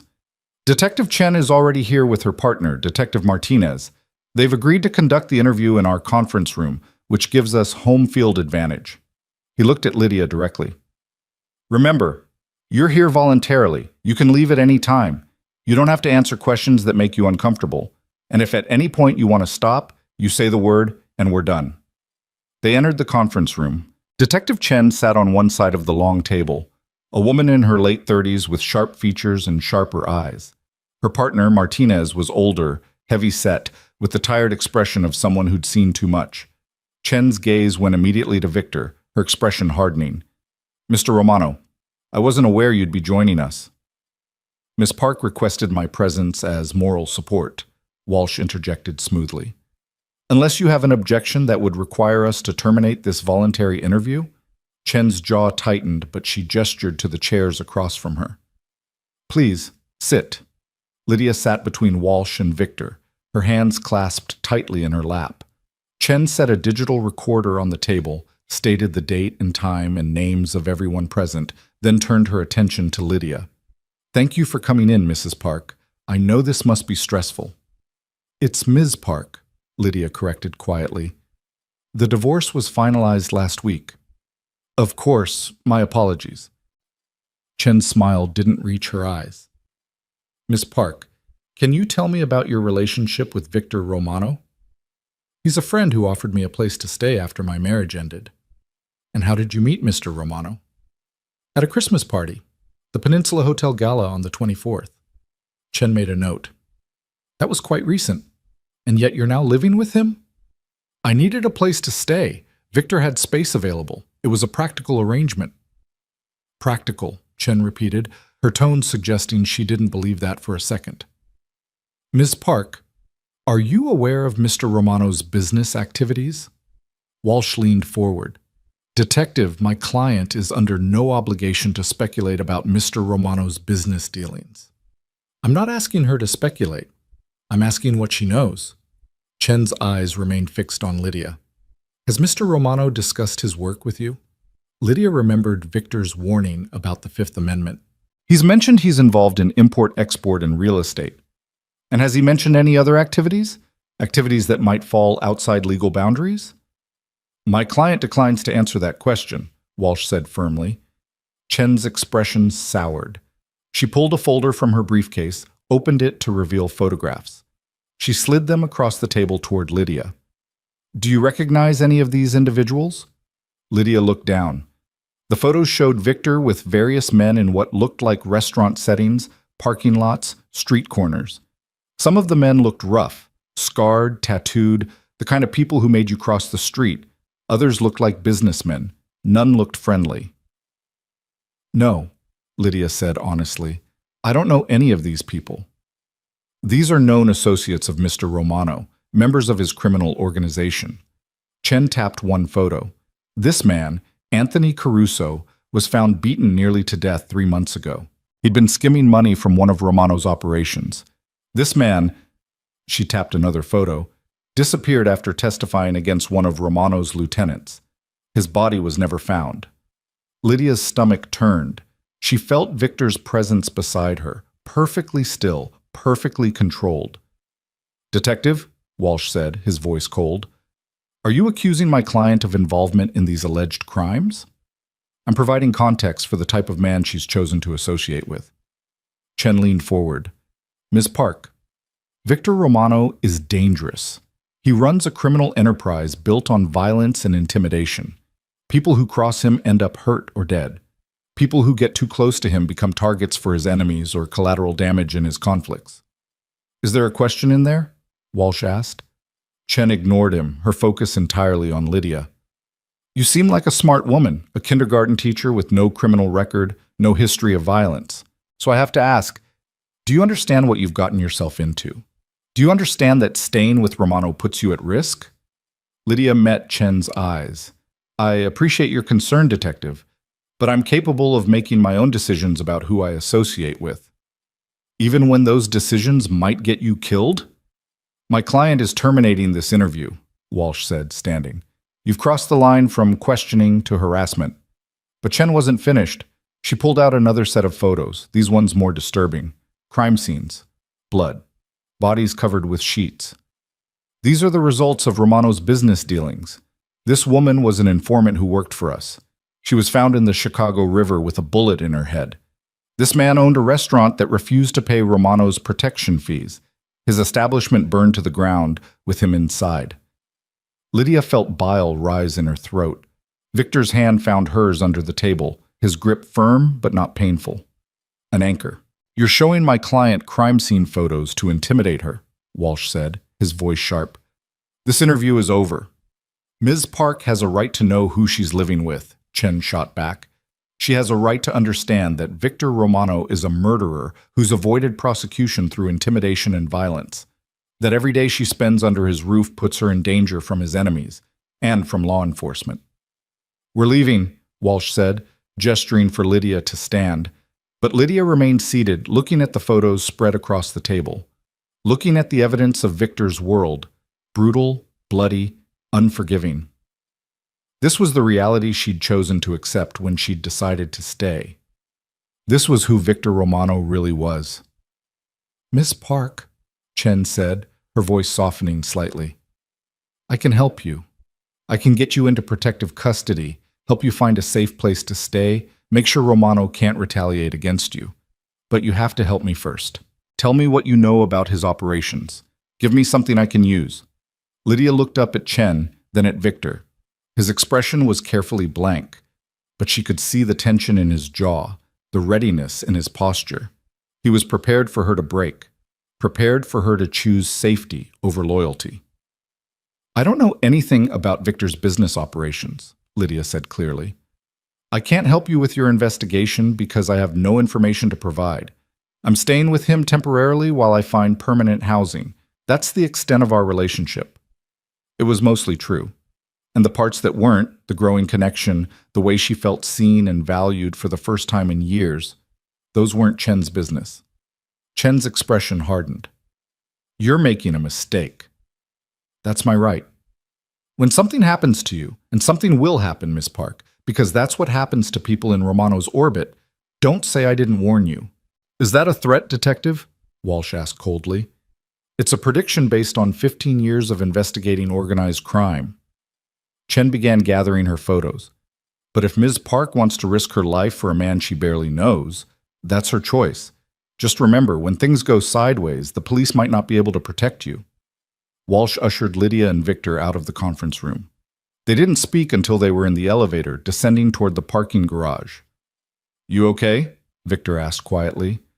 Lydia thought about the crime scene photos, the bodies, the blood, the evidence of violence that was part of Victor's everyday reality. No, she said honestly, but I will be. Victor's jaw tightened, but he nodded, accepting her answer. They drove back to the penthouse in tense silence. Marcus followed in his car, ever present. When they finally reached the apartment, Lydia went straight to the guest room and closed the door. She sat on the bed, hands shaking, and tried to process what she'd seen. The photos wouldn't leave her mind, particularly the woman pulled from the Chicago River. An informant, Chen had said. Someone who'd worked with police and paid for it with her life. A knock on the door interrupted her spiral. Come in, she called. Victor entered, 2 glasses of whiskey in hand.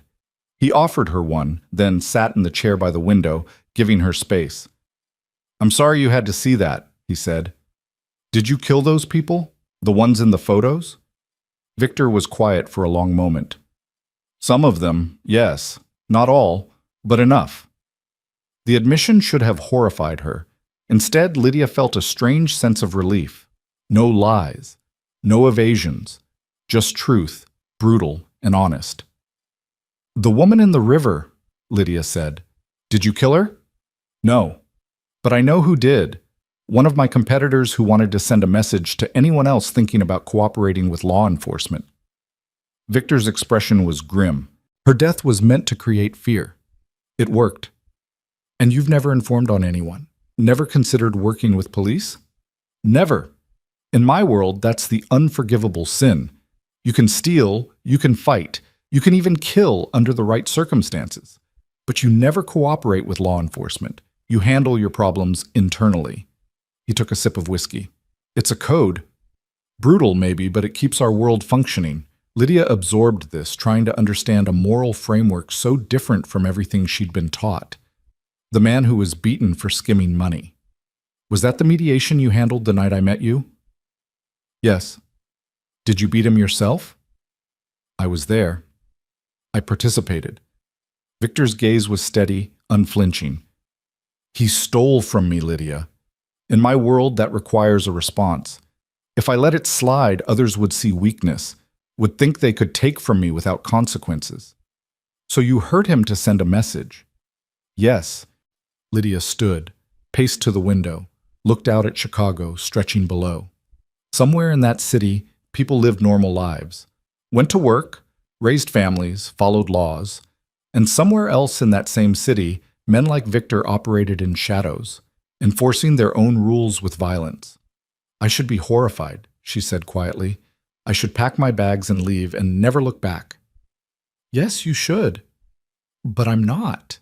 Lydia turned to face him. I keep thinking about the fact that you've been honest with me, that you didn't try to hide what you are or sugarcoat the reality. James lied to me every day about loving me, about our marriage, about my worth. You've told me the truth even when it was ugly. Truth doesn't make violence acceptable. No, but it makes you someone I can trust in a strange way. Lydia sat back down on the bed. Chen showed me those photos to scare me, to make me see you as a monster. And maybe you are one, by most people's standards. But you're a monster who's shown me more respect than my own husband did. Victor's expression was unreadable. That's a low bar, Lydia. Maybe. But it's my bar to set. She finished her whiskey, the burn familiar now. I'm not saying I'm comfortable with everything you do. I'm not saying I understand or condone the violence. But I'm saying that I see the whole picture now, the danger, the brutality, the world you operate in, and I'm choosing to stay anyway. Why? It was a fair question. Lydia thought about it, trying to articulate something she barely understood herself. Because for the first time in 7 years, I feel like I matter. Like my choices and my presence make a difference to someone. She met his eyes. You see me, Victor. Not who you want me to be or who would be most convenient for you. Just me. And I'm not ready to give that up, even if keeping it means accepting some uncomfortable truths about your world. Victor set down his glass and crossed to her, kneeling so they were at eye level. His hands framed her face, his touch gentle despite the violence those same hands were capable of. You deserve better than this, he said quietly. Better than a criminal who operates in gray areas and solves problems with his fists. Better than living under police scrutiny and bodyguard protection. Maybe. But I don't want better. I want this. I want you. The words tumbled out before Lydia could stop them, honest and raw. Something shifted in Victor's expression. His thumb traced her cheekbone, his touch reverent. I can't promise you safety. My world is dangerous, unpredictable. People who get close to me become targets. I know. And I can't promise to change. This is who I am, who I've built myself to be.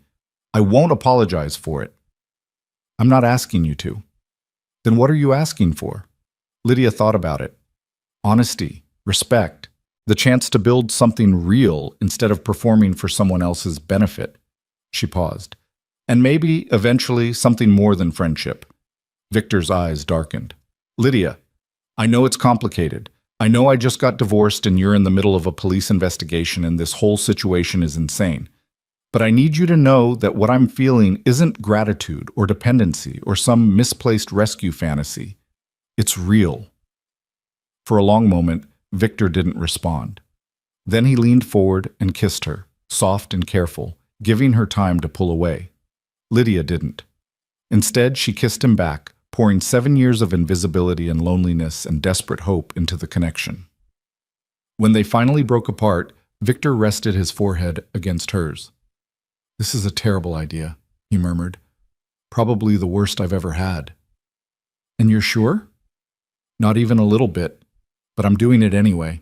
Victor laughed, genuine and surprised, the sound transforming his usually controlled expression into something younger and more open. All right then. We'll figure it out as we go. That night, they sat together on the sofa overlooking the city, Lydia tucked against Victor's side, both of them processing the day's revelations and new complications. The interview with Chen had been brutal, but it had also clarified things. Lydia knew now exactly what she was choosing, the danger, the moral complexity, the reality of Victor's world, and she was choosing it anyway. The next morning brought fresh complications. Walsh called before Lydia finished her coffee. Chen filed for a subpoena, he said without preamble. She's demanding Lydia's phone records, financial statements, and formal testimony before a grand jury. Victor's expression went cold. On what grounds? Material witness to ongoing criminal activity. It's a fishing expedition, but she got a friendly judge to sign off on it. Walsh's frustration was evident even through the phone. I'm fighting it, but it'll take time. In the meantime, Lydia needs to be prepared for increased scrutiny. After the call ended, Victor paced the apartment like a caged predator. Lydia watched him, recognizing the controlled fury in his movements. Chen's escalating because the interview didn't give her what she wanted, he said. She's trying to force you into cooperating by making your life difficult. What do? We fight it legally while I handle it practically. Victor pulled out his phone, made a call. Marcus, I need additional security on Ms. Park. Full detail, rotating shifts, and I want surveillance on Detective Chen, legal surveillance. I want to know where she goes, who she talks to, what she's planning. He ended the call and turned to Lydia. I'm also moving forward with the divorce settlement. The longer you're technically tied to James, the more Chen can use that connection to justify her investigation. James won't cooperate. He'll drag it out just to be difficult. A cold smile crossed Victor's face. Let me handle James. That afternoon, while Lydia was at school grading papers, Victor paid a visit to Whitmore and Associates. He didn't call ahead, didn't make an appointment, just walked past the receptionist with the confidence of someone who'd never been told no and found James's office on the third floor. James looked up from his computer, his expression morphing from annoyance to recognition to something like fear. "What are you doing here?" Victor closed the door behind him, locked it. "We need to talk about your ex-wife." "I have nothing to say to you." "That's fine. You can just listen." Victor settled into the chair across from James's desk, perfectly relaxed. "You told Detective Chen about Lydia's living situation. You gave her information designed to cause problems for both of us. That was a mistake." James's face flushed. "The police asked me questions. I answered honestly. That's not a crime." "No, but it was petty, vindictive, an attempt to maintain control over a woman who walked away from you."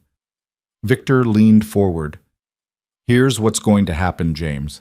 You're going to finalize Lydia's divorce settlement immediately. Fair terms, no games, no delays. You're going to transfer her agreed-upon share of the marital assets within 48 hours. And you're going to stop talking to Detective Chen or anyone else about Lydia's private life. And if I refuse, then I make your life very uncomfortable." Victor's voice was pleasant, conversational. "I know about the affair with Catherine Meredith. I know about the campaign contributions you funneled through shell corporations to avoid disclosure requirements. I know about the settlement you paid to the paralegal who accused you of sexual harassment 3 years ago." He smiled. "I have documentation for all of it. Documentation that could ruin your career and reputation if it happened to find its way to the Illinois Bar Association or the Chicago Tribune." James went pale. "That's blackmail. That's leverage. There's a difference." Victor stood. 48 hours, James.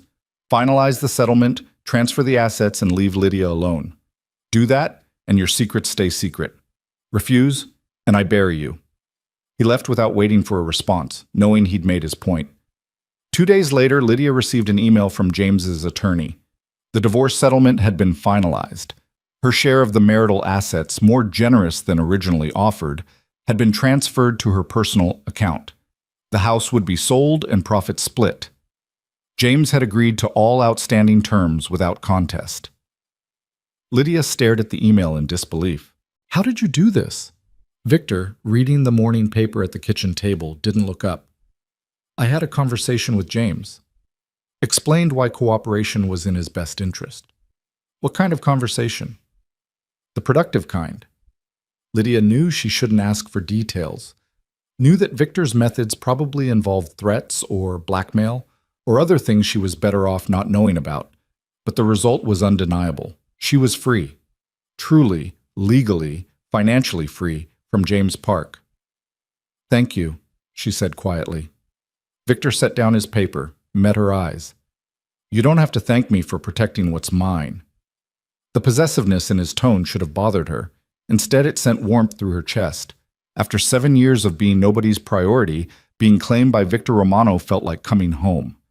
The subpoena fight continued, Walsh filing motions and objections while Chen pushed back with increasing aggression. But with James no longer feeding her information and Lydia's divorce finalized, Chen's leverage began to crumble. 2 weeks after the interview, Walsh called with news. The judge quashed the subpoena, ruled that Chen hadn't established sufficient grounds for material witness designation. Walsh sounded satisfied. "She can't compel your testimony or your records. It's over, for now." Relief flooded through Lydia. She won't try again? She might, but she'd need new evidence, and from what I can tell, she's running out of angles. Walsh paused. "You held firm, Lydia. You didn't break under pressure. That matters." After the call ended, Lydia found Victor in his office. He looked up when she entered, reading her expression immediately. "Good news?" "The subpoena was quashed. Chen can't force me to testify." Victor's expression softened. He stood, crossed to her, pulled her into his arms. "It's over then. You're clear." Lydia leaned into his warmth, feeling tension she'd carried for weeks finally release. "I couldn't have done this without you." "Yes, you could have, but I'm glad you didn't have to." Victor tilted her chin up, his dark eyes searching hers. "You've been brave, Lydia, braver than you know."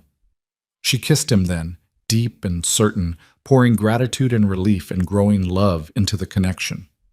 When they finally broke apart, both breathing hard, Victor rested his forehead against hers. "Stay with me," he said quietly.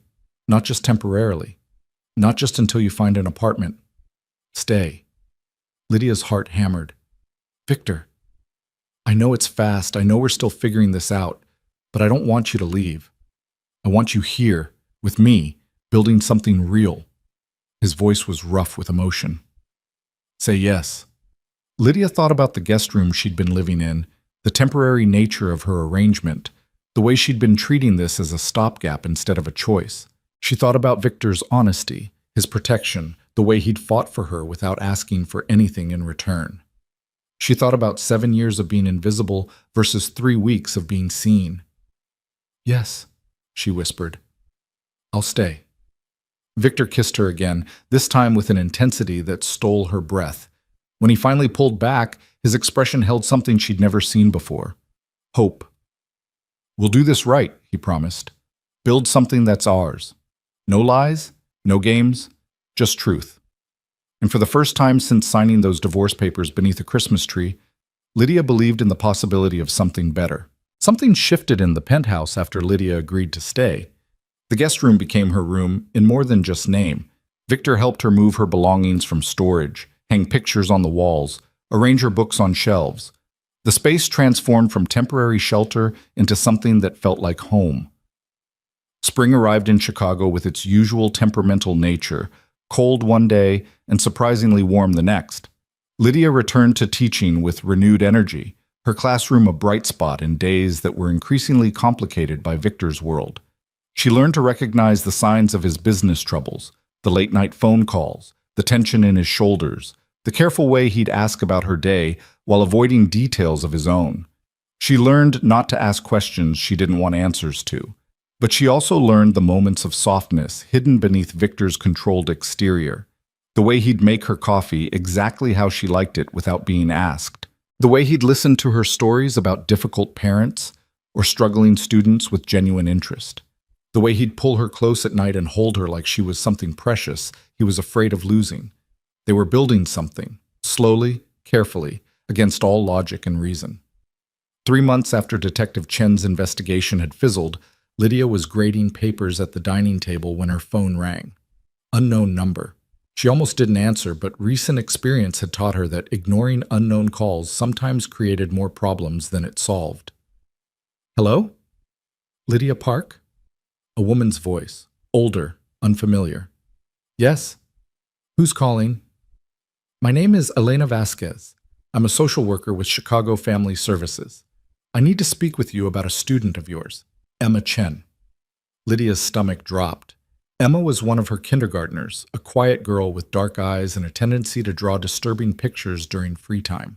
Lydia had filed a concern report with the school counselor 2 weeks ago after Emma had shown up with bruises she couldn't explain.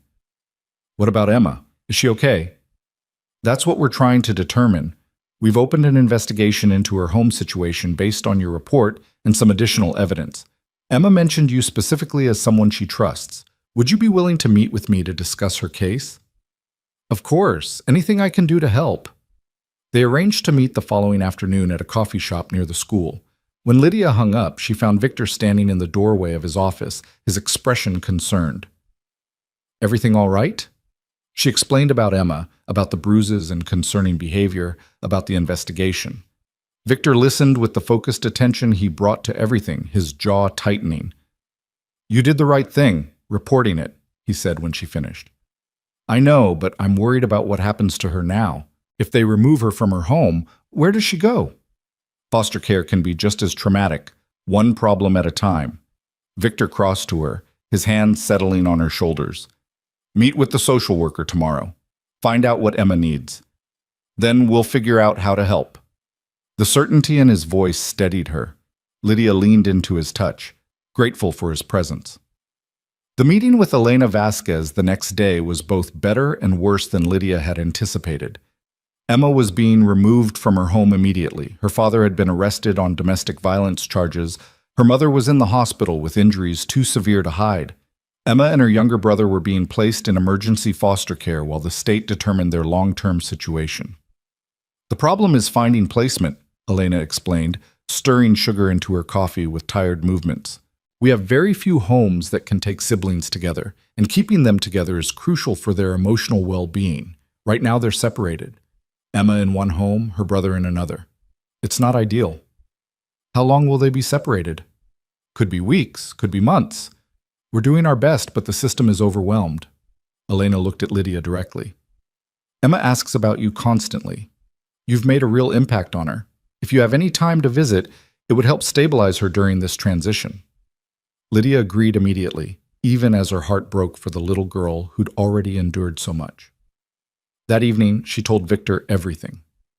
They sat on the sofa overlooking the city, Lydia's head on his shoulder, trying to process the unfairness of a 5-year-old being traumatized by the people who should have protected her. I want to help her, Lydia said quietly. But I don't know how. I'm a teacher, not a foster parent. I don't have training or certification or— You have love, Victor interrupted, and consistency, and the ability to see her as more than a case file. He was quiet for a moment. What if we became her foster parents? Lydia sat up, staring at him. What? You said they need homes that can take siblings. We have space, 3 guest rooms that aren't being used. You have the connection with Emma. I have resources that could help with whatever they need. Victor's expression was serious, thoughtful. I know it's complicated. My background, the police scrutiny, everything, but if there's a way to make it work, shouldn't we try? Victor, you run a criminal organization. The state isn't going to approve you as a foster parent. The state approves Victor Romano, legitimate businessman with clean legal records and substantial financial resources. What I do in shadows doesn't appear on background checks. His dark eyes held hers.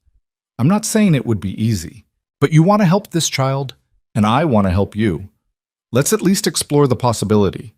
Lydia's mind raced. The idea was insane. Impossible.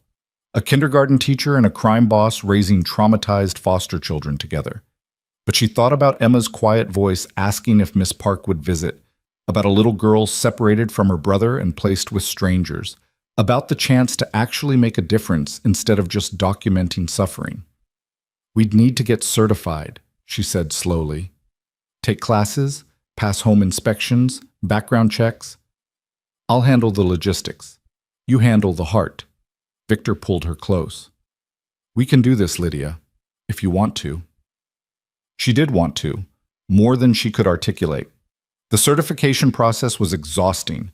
12 weeks of classes every Tuesday and Thursday evening, covering everything from trauma responses to medication management to cultural sensitivity. Home inspections where Lydia held her breath, hoping they wouldn't find anything connected to Victor's real business. Background checks that came back clean because Victor's legal identity was meticulously separated from his criminal activities. Elena Vasquez was their caseworker, her initial skepticism gradually shifting to cautious optimism as she watched Victor and Lydia navigate the process with dedication. She interviewed them separately and together, probing their motivations, testing their commitment. I have to ask, Elena said during one interview, looking at Victor directly. Your relationship with Ms. Park is relatively new. You've been together less than 6 months. Most couples wait years before taking on the responsibility of foster children, especially traumatized ones. What makes you think you're ready? Victor didn't hesitate. Because Lydia sees these children as people who deserve better, and I've built my entire life on the principle of protecting what's mine. Emma and her brother would be mine, our family. I don't take that lightly. Elena studied him for a long moment, then made a note in her file. All right, let's talk about your financial situation. They passed every inspection, completed every requirement, prepared bedrooms for children they didn't yet know they'd get to keep. And through it all, Lydia visited Emma twice a week, bringing books and art supplies and the consistent presence of an adult who showed up when she said she would. Emma blossomed under the attention. She drew less disturbing pictures and more hopeful ones, families holding hands, houses with gardens, smiling suns. She talked about her brother Daniel, how much she missed him, how she wished they could be together. Maybe soon, Lydia told her, not wanting to promise something she couldn't guarantee.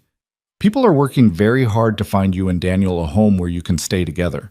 Do you think they'll find one? Emma's dark eyes were too serious for a kindergartner.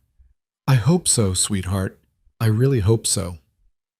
2 weeks before the end of the school year, Elena called with news. You've been approved, she said, and Lydia could hear the smile in her voice. The committee reviewed your application and home study. You're certified foster parents. If you're still interested in Emma and Daniel, we'd like to begin transition visits next week. Lydia's hands shook as she ended the call. Victor was at a meeting, something about a shipment dispute she didn't ask about, so she sat alone in the penthouse processing the magnitude of what they'd just committed to. 2 children. Traumatized, struggling children who would need patience and stability and everything she and Victor had to offer. When Victor returned that evening, she met him at the door. We're approved, she said simply. His expression transformed, surprise and pride, and something that looked almost like fear flickering across his face before his usual control reasserted itself. Then he pulled her into his arms and held her tight.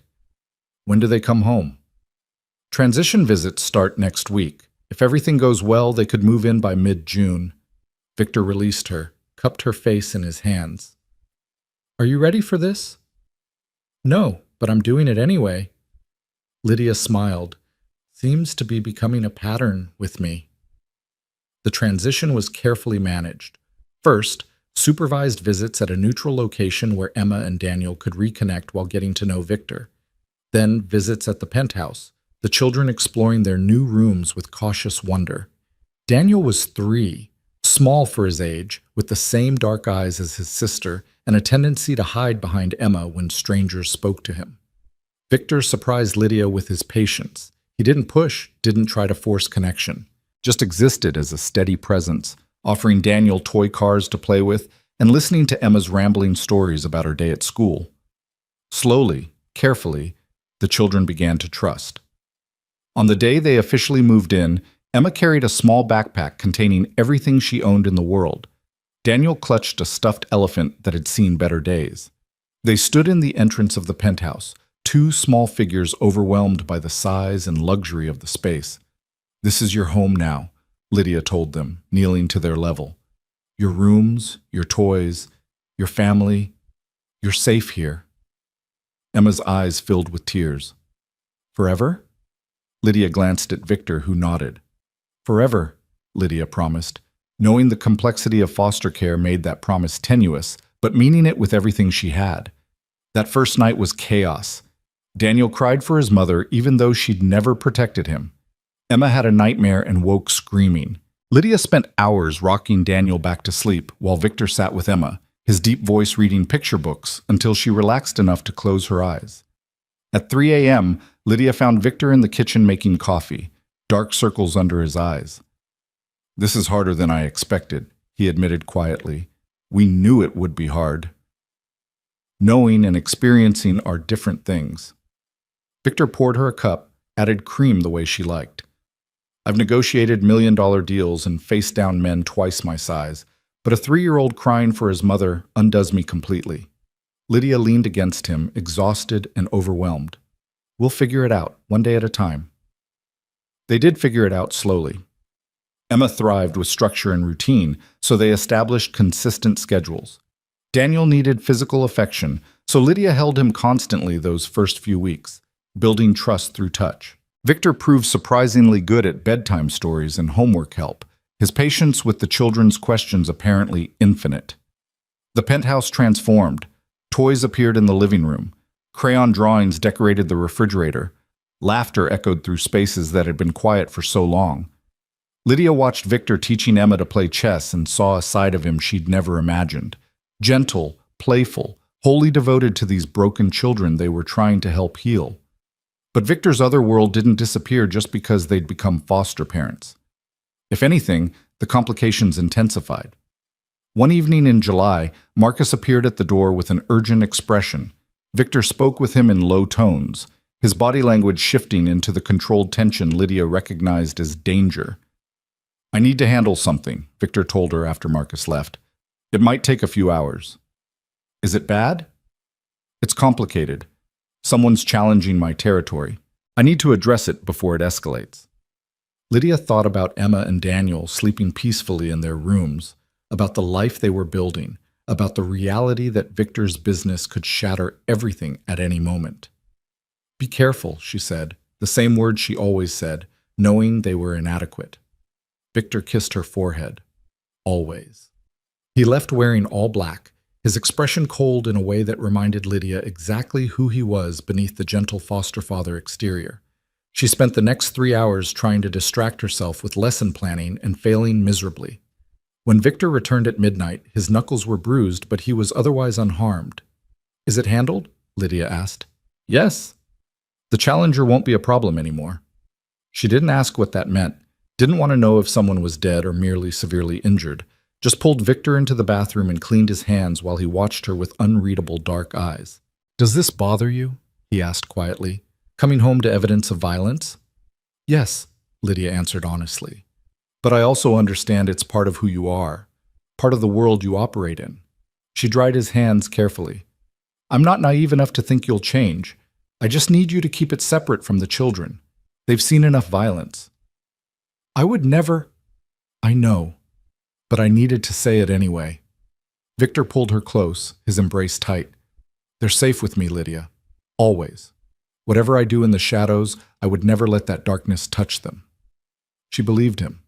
Maybe she was foolish to, but she did. Summer faded into fall. Emma started first grade with Lydia's former colleague as her teacher, thriving in the structured environment. Daniel began preschool 2 mornings a week, slowly becoming more verbal and confident. The nightmares decreased. The fear in their eyes when adults raised their voices gradually disappeared. They were healing, becoming a family. In October, Elena Vasquez made her quarterly home visit. She interviewed the children separately, inspected their rooms, reviewed their school and medical records. When she finished, she sat down with Lydia and Victor in the dining room, her expression thoughtful.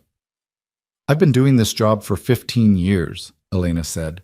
"I've seen every kind of foster situation imaginable. And I have to tell you, what you've built here is remarkable. Those children have transformed in ways I wouldn't have thought possible 4 months ago." Relief flooded through Lydia. "They're incredible kids." "They are. But they're incredible because you've given them what they needed: consistency, safety, love." Elena looked at Victor. "You've surprised me, Mr. Romano. I had reservations about approving a relatively new couple for sibling placement, but watching you with Daniel and Emma, it's clear you're fully committed." "They're my family," Victor said simply. "I protect what's mine." Elena nodded, made notes in her file. "The biological parents' rights are being terminated next month. Assuming that proceeds as expected, Emma and Daniel will be legally free for adoption. If you're interested in pursuing that, I'd recommend starting the process soon." Adoption. The word hung in the air, heavy with possibility. After Elena left, Lydia and Victor looked at each other across the dining table. "Do you want to adopt them?" Victor asked. Lydia thought about Emma's laughter when she mastered a new word, about Daniel's small hand in hers as they walked to the park, about bedtime stories and scraped knees and the 1,000 small moments that had woven these children into her heart. "Yes," she said. "Absolutely yes." Victor smiled, genuine and warm, the expression transforming his usually controlled features. "Then we'll make it official, make them legally ours." The adoption process took months. More paperwork, more interviews, more home inspections. Emma and Daniel's biological parents fought the termination half-heartedly before eventually giving up. Elena guided them through each step with experienced efficiency. In March, 9 months after Emma and Daniel had first moved in, the adoption was finalized. They stood in a courtroom, Victor in a suit, Lydia in a blue dress, Emma and Daniel fidgeting in their nice clothes, and listened to the judge declare them a legal family. Emma Romano, Daniel Romano. The names on the official documents made it real in a way nothing else had. Afterward, they celebrated with cake and presents and ridiculous amounts of joy. Emma kept touching the adoption certificate, her fingers tracing the words like she couldn't quite believe they were real. "We're really a family now?" she asked for the 10th time. "We've always been a family," Lydia told her. "But now it's official. Forever." "Forever," Emma repeated, tasting the word. Then she threw her arms around Lydia's neck and held on tight. That night, after the children were asleep, Lydia found Victor on the balcony overlooking Chicago. The city sparkled below them, familiar and beautiful. He turned when she approached, pulling her into his arms. "Thank you," she said quietly. "For what?" "For seeing me when I was invisible, for offering shelter when I had nowhere to go, for being honest when you could have lied, for building this family with me." Lydia looked up at him. "For everything." Victor's expression softened. "You gave me something I didn't know I needed, purpose beyond power, connection beyond control, a reason to come home that matters more than any business empire." He kissed her then, deep and certain, tasting like promise and hope and the future they were building together. When they finally broke apart, Victor reached into his pocket and pulled out a small velvet box. Lydia's breath caught. "Victor, I know we've done everything backward. Started with shelter, added children, built a family before we even defined what we were to each other." He opened the box, revealing a diamond ring that caught the city lights. "But I'd like to make it official, make you legally mine the way the children are. Marry me, Lydia." Tears blurred her vision. She thought about the woman she'd been a year ago, invisible, diminished, signing divorce papers beneath a Christmas tree while her husband walked away without a backward glance. She thought about the journey that had led her here, to this moment, to this man who'd seen her worth when she couldn't see it herself. "Yes," she whispered. "Absolutely yes." Victor slipped the ring onto her finger, his hand steady despite the emotion in his eyes. Then he kissed her again, sealing the promise with the certainty that had defined him from the moment they'd met. They married in May, a small ceremony with just close friends and Walsh serving as Victor's best man. Emma and Daniel were flower girl and ring bearer, delighted by their fancy clothes and important roles. Detective Chen's investigation had long since gone cold, her attempts to build a case against Victor failing for lack of evidence. James had remarried Catherine Meredith and avoided Lydia completely, which suited her perfectly. Lydia Park became Lydia Romano, taking Victor's name with pride instead of obligation. She kept teaching, loved teaching, while Victor continued managing his empire with the same controlled precision he brought to everything. They existed in two worlds simultaneously, navigating the balance between legitimate life and shadow business with careful compartmentalization. It wasn't perfect. Victor still came home with bruised knuckles sometimes. Lydia still struggled with the moral complexity of loving a man who solved problems with violence. Emma and Daniel still had moments where their trauma surfaced in unexpected ways. But they were a family. Real, complicated, messy, beautiful. One evening in late summer, Lydia sat on the balcony watching the sunset paint Chicago in shades of orange and gold. Emma was inside practicing piano while Daniel built elaborate block towers with Victor's patient assistance. The sounds of her family drifted through the open door, laughter and music and life. She thought about the woman she'd been, signing divorce papers in a hotel hallway. Thought about colliding with a stranger in a stairwell and accepting help from someone she should have feared. Thought about every choice that had led her here, to this moment, to this life that was wholly and completely hers. Victor joined her on the balcony, wrapping his arms around her from behind. "What are you thinking about?" "Christmas Eve, a year and a half ago. The worst night of my life that turned into the best thing that ever happened to me." "No regrets?" Lydia turned in his arms, looking up at the man who'd saved her by seeing her. "Not a single one. Even knowing what I am, what I'm capable of? Especially knowing that, because you chose to use that capability to protect instead of harm, to build instead of destroy." She touched his face, her wedding ring catching the light. "You're not a good man by most people's standards, Victor Romano. But you're good to me, good to our children. And that's what matters." Victor kissed her softly, reverently. "I love you, Lydia.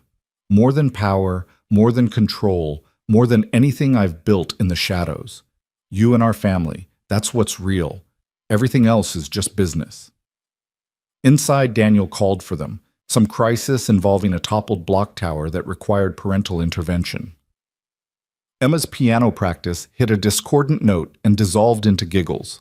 Normal domestic chaos that was somehow more precious than all the luxury surrounding them. Lydia took Victor's hand and they went inside together, leaving the glittering Chicago skyline behind to join their children. To be present for the small moments that built lives instead of empires. To choose love and family over everything else. She'd started as an invisible woman made small by someone who should have cherished her. She'd been rescued not by a hero, but by a dangerous man with dark eyes and careful hands who'd seen her worth when she couldn't. And together, they'd built something neither had known they needed. A family forged in shadows and raised in light. A love that began with collision and transformed into choice. A life that was messy and complicated and absolutely, perfectly theirs. Lydia Romano stood in her home, surrounded by the laughter of her children and the steady presence of her husband, and felt the truth settle into her bones. She was no longer invisible, no longer small, no longer afraid. She was seen. She was loved. She was home. And that made every impossible choice, every moment of fear, every risk she'd taken, absolutely worth it. This was her life now, her family, her forever. And it was more beautiful than anything she could have imagined.